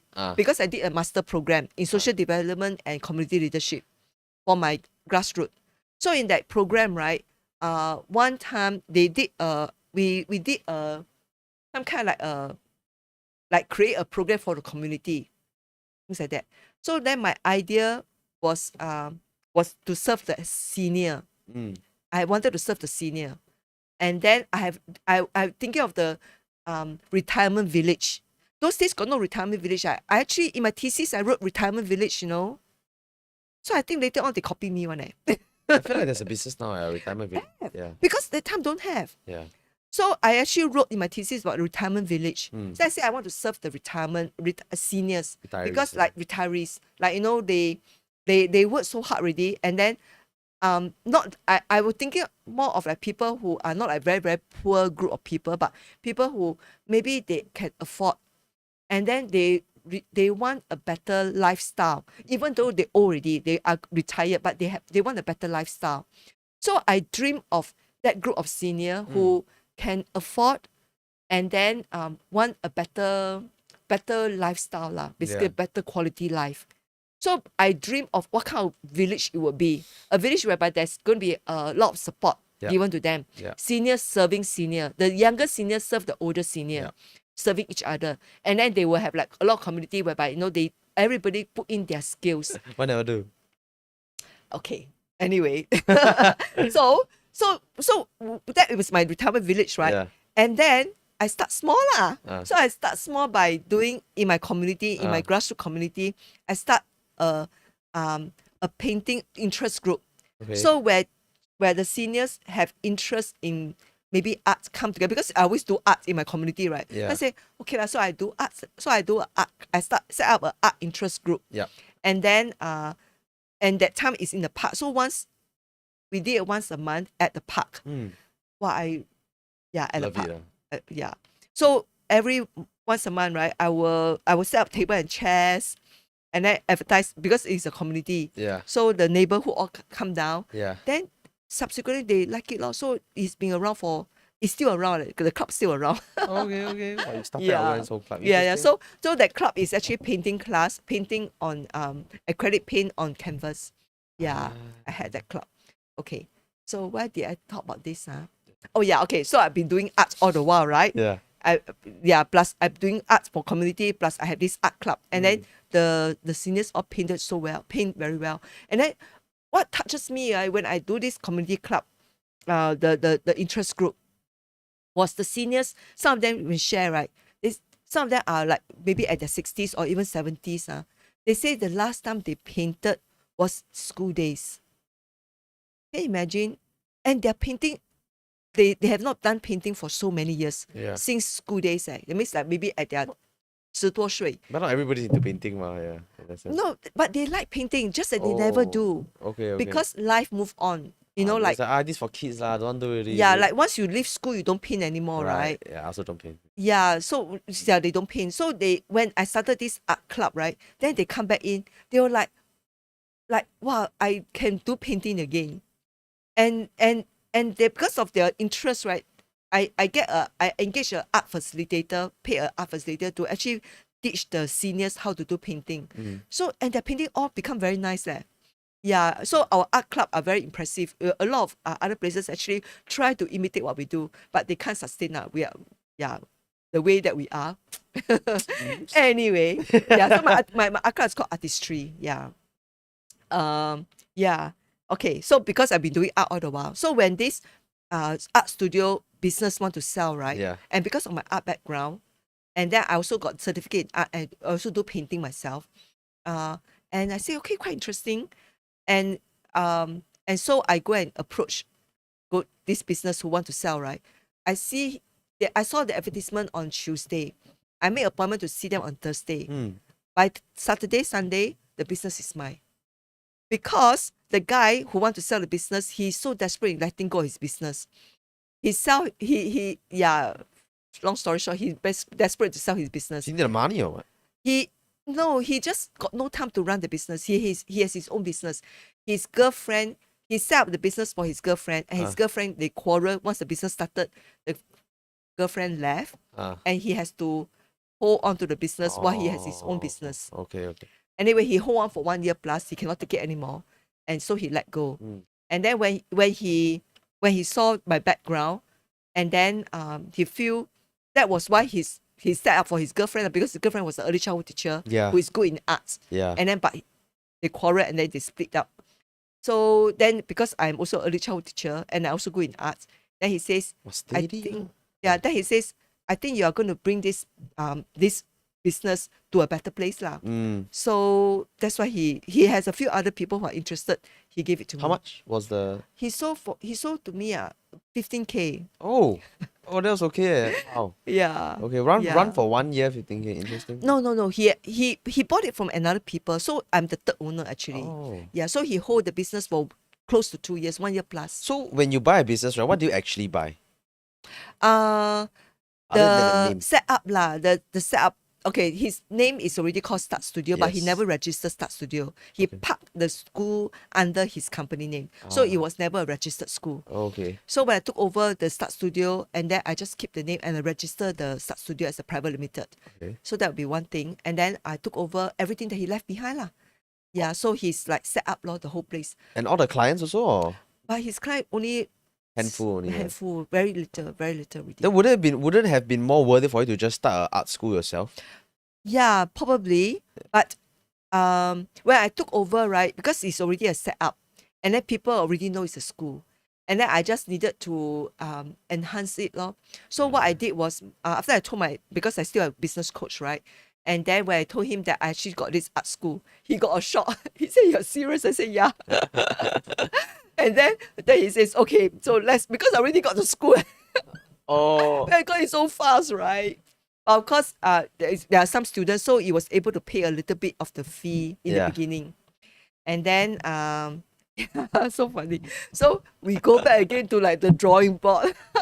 Wait. So you hired a business mentor before you acquired the business? Yeah. Then after that, you acquired the business. Then you told him, I got a business now. Without asking him. Oh, wow. Okay. Yeah, because I don't know when I want to do business, I think of every other thing, ma. But what went through your mind when acquiring this art business? Like, what went through your head? Like, this is something. Okay, you already said, this is something I can do. But then, like, didn't you think like, is this location good, or like, I should have doing my own thing? Like, what went through your head other than it? Yeah, so because it's an existing business and it is at Bukit Timah, and the location not too bad. Very interesting. When I was there, right, the plaza looked very run down, very run down. So it was very dull looking. Yeah, but for some reason. But anyway, it was still Bukit Timah. And then there's like, there's an NTUC there, there's like bank there. It's a rich people place. Yeah. So then, but it was among all the plaza, like shopping center, beauty world, Bukit Timah Plaza is a quieter building. It is. I've never been there unless you invited me. Honestly. Oh, yeah. The last time, right, they were there. Yeah. So it was a quieter building compared to the other malls in the area. Yes. But it has an NTUC, 24-hour NTUC. And my floor is where the NTUC is. And it's walking path to the... Really people nice. walk to the MRT. If they walk to the main road, they will walk past my area, right? Okay. So I say, okay, then not too bad. And then plus the price... okay, reasonable. The rental also okay. And then I have my 我有底的嘛，我有 my art base, right? Yeah. And I'm good with children already. Yeah. So I don't see any problem in terms of doing this business. Right. Yeah. So I just do it. Just do it. Yeah. Was there any systems for you that you could take over or anything? Oh yeah, what the previous owner did was yeah, correct. The system is already very good in the sense that he already, because he's a marketing person. He himself is a marketing person. He teach government a lot of government course, Okay. like marketing course. Okay. And then so what he did was he already set up a lot of like those I call it like digital assets. Okay. That means he already had a website name, but the website I got to change that totally. But got a website name. He already had all the social media's name set up, and then he has a lot of SOPs, so called. He like how was the SOP like? Did he document everything and he recorded? He did. Like he typed, he write out. Yeah. So he recorded given videos. me all typing, all in Right. paper. So he given me all those, which I would never done it if let's say he didn't pass to me. Yeah. So that was actually a good stepping stone. Like he did all this base for me already. Sorry, I moved back. Then when you sold your business, right? Do you have any SOPs that you sold also? The childcare, Yeah, right? I think the agent was the agent helped a little bit lah. But what I did earlier was my HR SOP was lots more better because I go through the program, and then also my that time before I sold, I set out my website properly. I also had my business profile. I did up my business profile, and then I also did up a lot of all the things that I did, like photos, all this I had properly. And then my curriculum, because my curriculum is very rich. My resources my small little school, right? My resources when I compare to my those premium childcare that I worked before, after that, Cannot compare. wow, my resources is as good. But was it all written down so that when the guy buy over, you can just take over just like that? They can. In terms of running the program, they can, because I already had my Montessori curriculum, the Chinese material all I had. Even my my Bring to Revamped program also So you had. have everything lah. Okay. Yes, but the person who buy my school, right? They didn't want my program. Then they buy for what? They have other motives. What happened is because they are China investor. I think you told me this, yeah. So what they did was they actually just want a brand stepping stone in Singapore. Then they can call it Singapore. Then they call like this is a Singapore preschool, but they bring it back to China and whole chain of China. Right. So their Singapore was not their main thing. They just only want a name in Singapore. But of course they cannot be losing money lah. Yeah. So what they did was they don't really want to do my program, because in China they already had a preschool. They had some kind of enrichment school. Right. So they prefer to do their own program. So just trying to get Singapore market share lah in that sense. Name, just the Singapore name, and then bring it back to China, and then they sell franchise in Do you China. regret selling to them? No lah, I was grateful ma. Because you And- wanted to let go lah. Yeah, I see. and timing was perfect lah, because I sold to them at 2018. They did renovation. They spent money on renovating my place. After giving me 300, they still spend money on renovating it because they feel that my childcare is too old. Okay. Mine's so cozy, but they feel it's old. So they renovate, make it very modern looking, so that they for picture look good ma. And then in China, then they have the same setup in Right. selling the chain. So they spend money on that, and then that's Okay. what they did lor. So back to start back to start studio. The Yeah, art Start program. Studio, Okay, yes. so my business coach, after he said, "You sure?" I said, "Yeah, it's mine already." Okay. Then so we went 2022? 2020 23 2023. Okay. 23 yes 23. Yeah, I engaged the coach in 22. Yes, yeah, so 23. And then so 23 and yeah, so we brainstorm. So the good part, because he's already an experienced businessman, so he would know what are the things for business structure, what need to be in place, which I don't have those before all the while. Yeah. So I'm grateful that I got this business coach.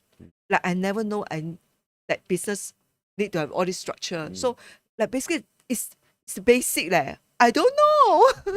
Got it. So like the name, the tagline Yeah. need to be very catching. Yeah.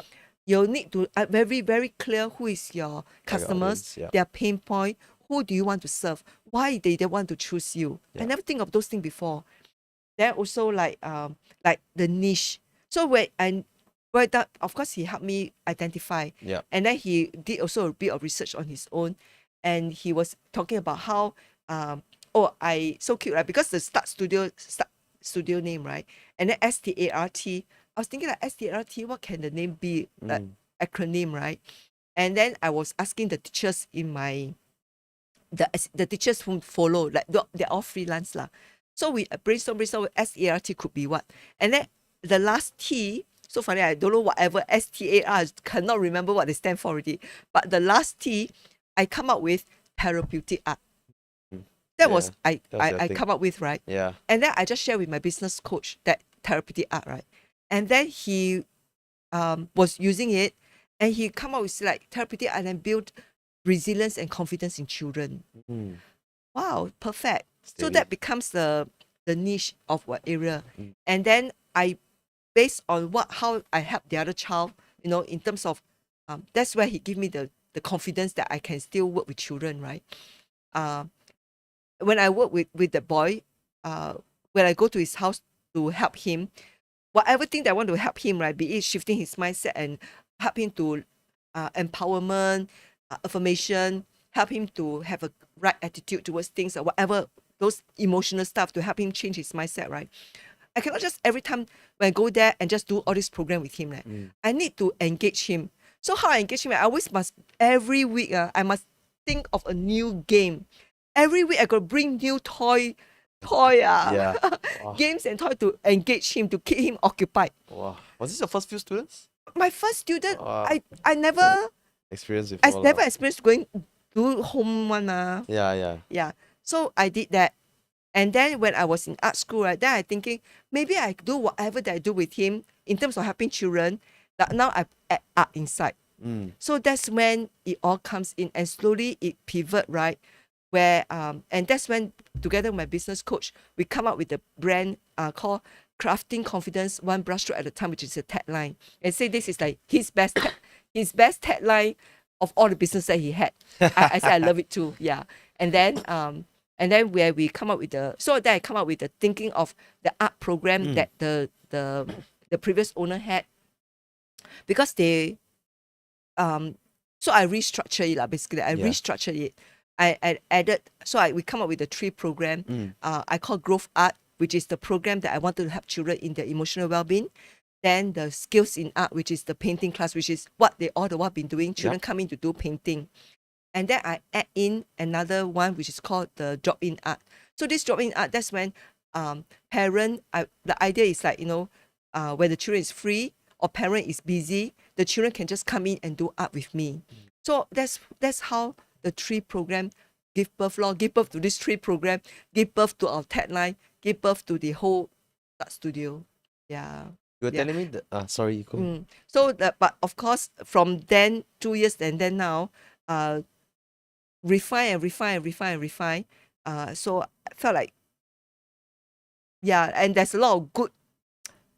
How should I put it?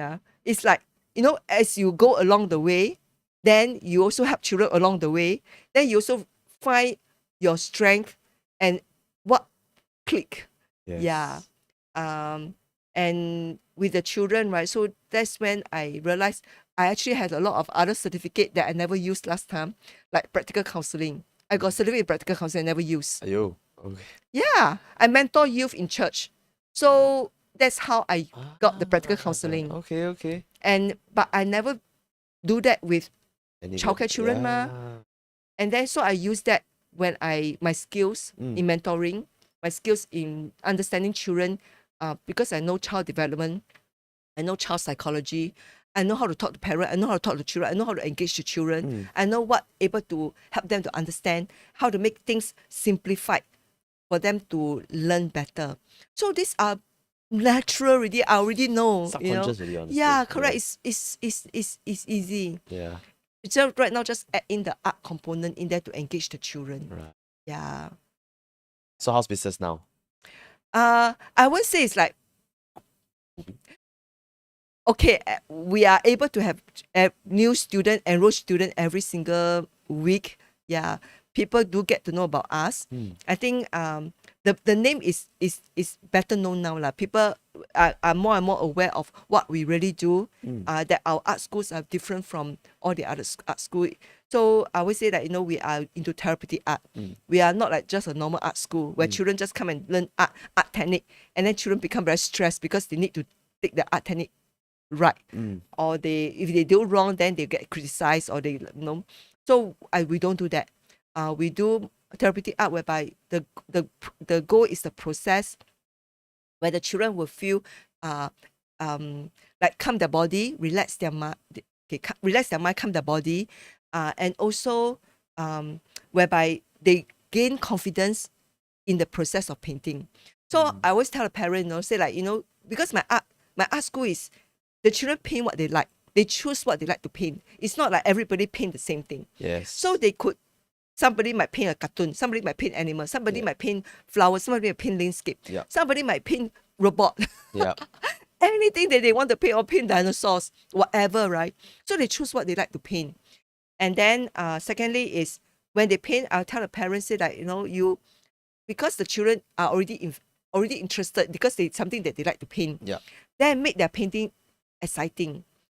Maybe make it into like be it as a gift for someone, or hang in their wall. Every time where you in the house, I walk past the painting, wow, like admire the painting a little bit. Yeah. Then the child feels so good, right, about themselves, right? Then or like, make it into a gift for someone. So the children end up painting as a gift, lor. They give to their parent, they give it. So the parent will like bring to their office, hang in their office. Wow, become like so nice.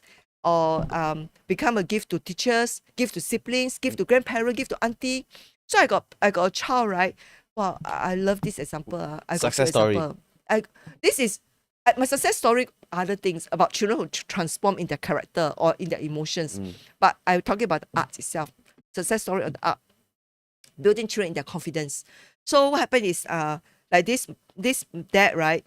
Okay, I share with the mom first. The mom the painting that the boy did, the mom collated it at the end of the year. She collate all this picture and made into a calendar, year-end calendar. And this become a Christmas gift for all their friends, family friends, and their relatives. Oh, nice. Yeah, the child feels so good, right? Like, wow, my art piece. So the whole year is like looking at the child's artwork, because work table calendar, right? It's fantastic. Then another great example was the painting was it was the Chinese New Year dragon. The boy draw a painting of a dragon. Then this painting, right, hang outside their house. So can you imagine anybody to come and visit their house, pass by their house, See the painting. See the painting. The boy come back home, always see the painting. Wow, I love this kind of way to encourage the child. Yeah. Then another way to encourage the child, this mom, this dad did, right, was the painting that we did in the school. The dad set up a website, and then get those kind of print on demand T-shirt company, right? Oh, nice. Exactly. So the painting that she did, he chose a few that I guided her. The painting was very nice, and then we make it into print on demand. Can sell. Correct. Steady. Exactly. So, and they really able to sell the T-shirt, and the money that was raised, right, was not even for themselves, not for the girl. The money was raised to help a third world country children. So the money that was raised, she was able to help two children in their whole year of education. Wow. Can you imagine? The girl is only 9 years old. Can you imagine the kind of, like the impact you've given at such a young age already, exactly. Right? Yeah. Like, wow. So the mom, the effort that the dad did, right, bring her to art class, make her painting to be in this kind of manner, to make it into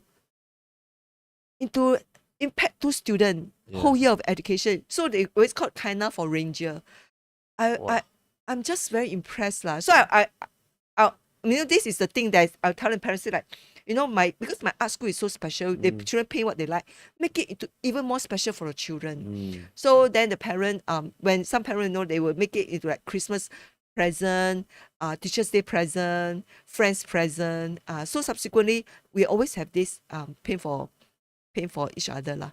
And then even t-shirt, because they can paint t-shirt, they can paint tote bag, they can paint umbrella. So there's a lot of present to give to people lor. Then there's this girl so cute, really adorable. She's only 6 years old. Yep. 6. And then her a classmate boy fell sick in a hospital. So then she wanted to paint a t-shirt for this boy. Yeah. They're so cute They say the mom tell me say she want to paint for the boyfriend. 6岁leh. Boyfriend. No. Anyway, but the painting is so sweet, I tell you. So we chose. They say she want to paint a boy and a girl holding hand. The girl so cute, like 6岁leh. Oh my god. Paint a boy and a girl holding hand. I'm jealous, man. I tell you. So I choose a picture that is the boy and the girl holding hand, and I teach her how to paint into the t-shirt. Become a present for the boy. It's so cute. Then what, did you hear anything about it? Like, they love it. They love it. It was so pretty. Yeah, it was so cute. yeah, actually, I'm quite interested about your therapeutic art thing. I think last time you shared me one success story of your therapeutic art, of how this girl was like always like throwing tantrum and not performing well in school. Yeah. Okay, so then this will be the success story using my growth art program already. So that's just some of the story that I shared is my painting fun activities. The growth art program is where I help children in their emotional well-being. Yes. So children come to me in different those children who need growth art program will be because the parent is parenting issues, parenting pain point, parent facing issues, do not know what to do with the child already. Yeah, it's like you being an entrepreneur at that time lah, something like that. Like you don't know what you don't know. Yeah. So this is parenting. This is parenting. Parenting, they do not know what to do with the child anymore. Okay. Example, let's say the child keep getting into trouble in school, like they kept getting suspension. Okay. Or they keep hitting friends. Or teachers keep complaining to parents about them every time. They don't know what to do anymore. Or they have children who has maybe, like result after $2,000 of tuition, every month, result still no good. I got also another child who is like high ability, but burnt out. So that's to a point where she doesn't want to do anything anymore. But she was very talented. I got another child who has nightmare all the time, cry every time. And then every time when the teachers tell a story about a bad character, she will cry non-stop, hysterical cry. Wow. So parents don't know what happened, So things like this, these are the emotional well-being. Like it is something inside that is affecting them. I got another child who is 顶嘴. Wow, parent and grandparent cannot handle her, teacher cannot handle her. 一直顶嘴的. You say one thing, she say something. You say one thing, she say something, and she don't know what's wrong with her. She's like, she just 顶嘴, but she don't know what's wrong, right? So then parents will pull their hair. They cannot take it. So they bring her to see me. I got another child who come to see me because keep erasing his work. Every small little things that keep erasing. OCD, Cannot complete his homework because he keep erasing. Then I got another child who is like very low energy. Everything don't want to do. Everything also no. So parent who has issue with children in all this area, they don't know what to do anymore, and they come to know about my program. So they come and see me, and then specifically asking for my help in growth art program. So that's where I use growth art. My practical counseling, I know child I know child development, I know child psychology, I know how to draw them out. So how I use art come in, right, is they come in to do art.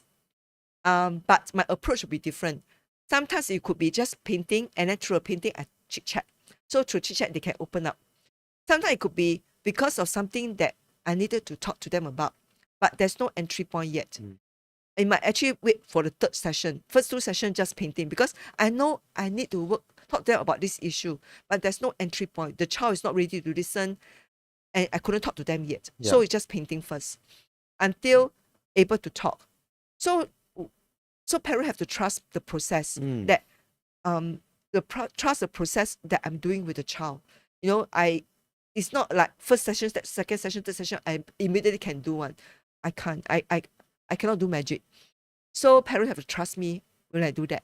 So the process is like this. I build great relationship with the children, that they trust that I really care about them. I have their interests. So so to the point whereby they trust me. So like the girl, just now I talking about the girl who parent everybody do not know what to do with her because 她一直顶嘴, right? I also don't know what to do with her in the first few sessions. It was very difficult. So with her, right, sometimes I cannot even draw. I end up got to do all kind of other things. I do slime with her. Art class, I do slime and You okay, man? But the parents paying for the art class, correct. which But is I weird. need to let them know, say like, because I need to find a point to connect with her first. Right. And then, or I draw, with this girl, Mm. I even end up drawing squiggle art. Okay. Squiggle art means any squiggle, right? So we take turns. She draw, I draw. I draw Scribbling, squiggle, and then I put an eye, I put a nose, I put a mouth. And then she squiggle, and then so we take turns. I squiggle, she put eye, nose, and mouth on my squiggle. Then she squiggle, and then I put eye, nose, and mouth on her squiggle. Then it's creative, lor. Okay. Yeah, but okay. then after we will laugh about what we created. Yeah. Yeah, sometimes it could be like funny thing. Yeah, but it was a good bonding time. And then with that girl, it was only until do a few sessions with her that way, right? And one time, when I did with her, I got a coaching card. So I asked her to pick 2 cards because I don't know what to do with her already. So I asked her to pick 2 cards. Then she looked at the card, right? Because she's so intelligent. She looked at the card. Oh, I can pick more than 2 cards. She pick. Never listen instruction one. She pick. She pick until 40 cards. I asked her pick 2, she picked 40. Then not only that, she lined up all those cards for me. She has her own mind. She lined up all the cards for me. Then she started telling me, I think I can tell you my life story. 8岁, life story, you know. What the? Very interesting. But that was actually the breakthrough. It was only through the story as she tell me, right? Then I realized there was a deeper issue. Her outwork of this rebelliousness is a deeper issue. The deeper issue was actually sibling jealousy. She has jealousy towards her younger brother, who is so intelligent, so good in his study. Everything was above her. And parents all dote on her. Grandparents all dote on him, right? And she felt left out. Plus, she's 又顶嘴. So they all even more angry towards her, right? So she kept getting scolded. She kept getting Right. all kind of punishment. And that boy getting all the good thing. Right. So it was actually this issue. So until finally, when I realized it, right? Wow, I really wanted to cry, leh. When Finally. yeah, opened. like you finally understand what was it that she's going through, even though she's 8. Because she said she can tell me her life story, and Yeah. her life story quite interesting one. I said, but I identify what is beneath there. After the whole thing, right? Then I talked to the mom and I talked to the grandma. They got a shock. From my description, from what I interpreted, they were silent. Then after I tell them, say that, you know, how to help this girl. I say what I'm gonna do next with her. I laid out my plan with them, told them already. I say I know what to do with her already. But it will not be like a one-time thing. So it still need a process. So I'm gonna build her confidence. I'm gonna build her that she's so awesome. That no matter what happened to her, you know, like what everything, that she is still loved, she's still valued. You know, like that she's very special. She's an awesome girl. She has a talent. She has the ability. Yeah, so that's why I did a lot of affirmation. To make the parents appreciate her a bit more, like. So what I did with the parent was with the mom, because the mom angry with her, because the girl always act up, right? And then very interestingly, the girl shared with me about a few things lah. So then I share with the mom, say what would be helpful is before sleep, you go to her room and talk to her.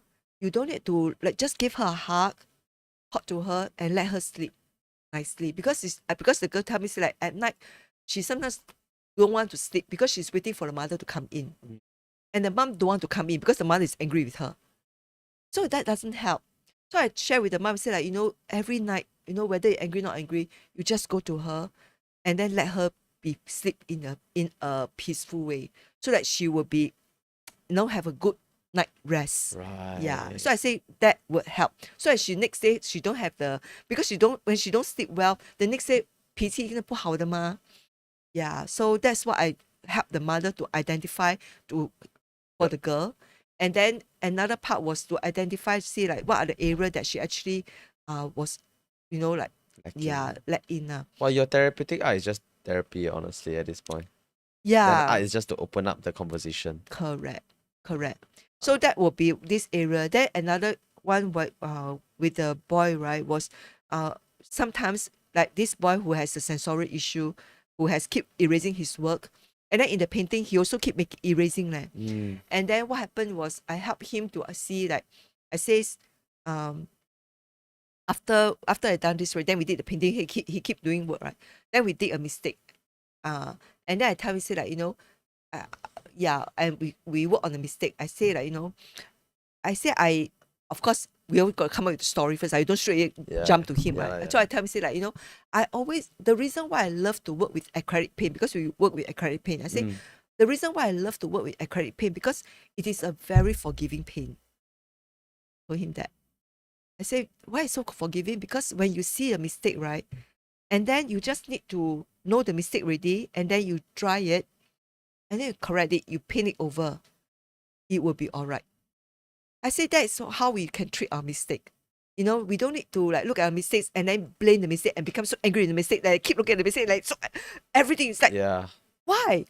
You saw the mistakes, you work on it, you want to change it, right? You just saw the mistake. How are you going to change it? You go and dry it and then paint it over. It will be fine. So that's how I teach him about forgiving. About don't be too hard up with the little mistake that you see and it becomes so big thing, right? Yeah.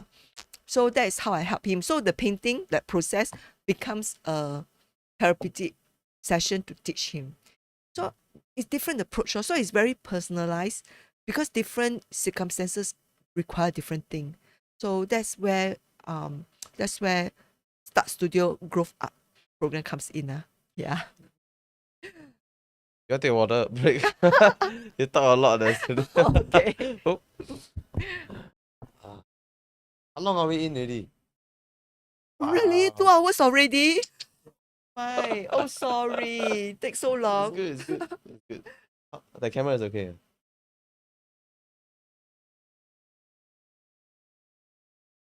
Nice. Okay. So people must be in out. Right? Can't people stay 2 hours soon, right? Yeah, not usually very long. How any comments or anything so far? Right. It's not very good for live stream. It's for YouTube live stream. I find it's very good. Oh, okay. Yeah. Okay. I think thanks for sharing everything with me so far. I think sort of to close off a few things, right? I think this show is about the people also want to know what is happening now, and what do you have plans for in the future for Start Studio? Future planner. What's your vision? My dream. Okay, I think at the end of the day, right, I personally feel because after working with children and I see how children changing, like they're able to change, I really see there are lots more things that I can go higher level to impact so that we can serve the children even better. Like to grow, I always say that, it's better that we grow strong children, like we nurture a strong child instead of waiting for them to become adult, then become a troubled adult that we need to mend the adult. Yeah. So with this, after working with the children for so long, this is my conviction that I really want to build strong children, that they don't become a wound, become a adult that we need to mend them. And then, but I also saw the support that the children need because they're children. Yeah. They can't do it on their own. Yeah. And the support comes in with the parent. Yeah. The support comes with the adult around. The support comes in with the school. Yeah. With the whole education thing. So my dream is I want to impact the level on top, that influence the parents, influence the teachers, influence the adult, so that they will have the right way in handling the children.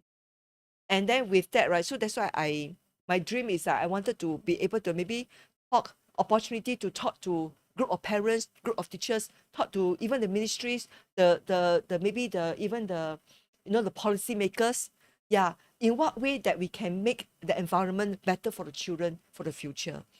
And I'm coming out with a book, writing a book, which is that book will be more towards parenting and the um, educators are more of like understanding when you see a child issues that you see a child face, right? Don't straight away jump in to say like the child is like this, like this, like this. Example, when we see a child, maybe say the child is lazy, the child is not hardworking enough, the child is like playing too much, the child is not focused, the child is like everything is a child, right? But what is the thing that is actually there? Deeper issue. So, but the deeper issue, can you identify it in your life? Adult reflect again. So we probably like mirror it again to yourself. Maybe you were like that before. And I always say that, parents who are taking course or having exam or study, right? They will be more compassionate towards the children in their study because they know how hard it is to get an A and B. Yeah, I guess in a sense, yeah. Sometimes we assume that A and B is so easy to get, right? Like, why you can't just pass? But it's not easy, when you are studying yourself. So anyway, so I come back to like, when you see a child having issues, pause for a moment to reflect what maybe you can identify it. And when you identify those issues that you are maybe facing yourself, probably things that you're facing with your spouse, things that you're facing even with your own boss, or things that you're facing with your subordinate, or with your own mother, or maybe with your own grandparent. It could be come out from different way, right? Or maybe things that you yourself when you were young that you go through. So once they can identify similar things, right, then you'll be more compassionate and more empathy towards your child. And where you come in to correct them or come in to give support, come in to help them, you will come in from a different space. So that is what my book is going to be. When can people find the book? Not yet. Coming. Yeah, writing. So likely to be August or September. I'm getting this book up. So I believe just getting started with Start Studio, getting things running, and I can see your vision. I think like the world needs people like you, like to be very passionate about this kind of things instead of like just focusing on like growing the business, making more money, making more money. Like people need people like the world need people like you where they're concerned about making a change rather than making more money and trying to make the biggest business possible. Yeah, hopefully I'm smarter now lah. That I learned to also look after myself. So which is I felt like I'm doing a better job, like more systematic in my business, and also time to look after myself also better. So I think that has been a big shift. Like after so many mistakes, right? Of course, the business coach has been helpful lah in terms of helping me things in place. So then plus the mission. So I always say that I'm like ikigai lor. Like the ikigai zone, right? Whereby like what you just described, doing business can have an impact. Yes. Because it's really my passion and I really see a bigger dream in what I'm doing. And that is my dream and it's my interest and my ability, my strength. And then right now I can do it also as a business. And so I felt like it's like really my ikigai zone. Yeah, okay. Really. All right. Thanks so much for sharing today, Elfin. Thank you so much for having me today. That it's been a wonderful time. I hope all the viewers watching at home and even after this video is posted out, you've enjoyed listening to Elfin's story. Elfin, if people want to get in contact with you, how should they get to know more about business and how should they find you in that sense? Right. My studio name is called Start. It's the START startstudio.sg. So you can go to my website by typing this startstudio.sg, or even my Facebook is also startstudio.sg. My Instagram also startstudio.sg. Okay. Then and if you say look for me, Elfin Ng, you go to Google, you go to Facebook, you can find me, Elfin Ng. All right, and to close off, I always have a last question. The same question I ask for every guest is, if there's one sentence or something you could say to your younger self, what would that be? My younger self? Yeah. Oh, self-love, self-care, very, very important. Really. So I think this is the part where, after so long, that I realized that this is the area that I neglected for so long. I really neglect. So one area, I think the more you look after yourself, the better you will be in everything that you do. So this self-love, self-care, value yourself, the worthiness. I learned so much in these past few months in this area. It's like pivot. My mindset has changed. The way I do things has changed. My attitude has changed. The way I see things has changed. So what I feel is really this. So when I look back at all the businesses that I did wrong, right, and the pain that I go through, it's all boils down to because I didn't value myself, didn't take care of myself enough. That I didn't see myself didn't see myself value enough to look after her. Yeah. Okay. So I always say like, it's just like the little child inside, right? Yeah. You need to look after that little child inside. Okay. Just like I look at you right now, Yeah. I see a little Jaren, like little boy, so cute, that I care that little boy, that kind Right. of thing. So Okay. that is where I felt is the important part. So like you can reflect back and look after that little you. Very, very important. All right. Thanks so much for sharing, Elfin. So, if you guys are interested in listening to this live podcast, replaying this live podcast, you guys can listen to us on Spotify, on YouTube, and also you can see little snippets that we'll clip on TikTok and Instagram as well. So yeah, this is the end of the SG Entrepreneur Story podcast. Hopefully you guys have enjoyed, and we'll see you in the next podcast. Don't know when, but we'll bring in a good guest again, just like Elfin. Thank you. Thank you, everybody. Thank you. Bye bye.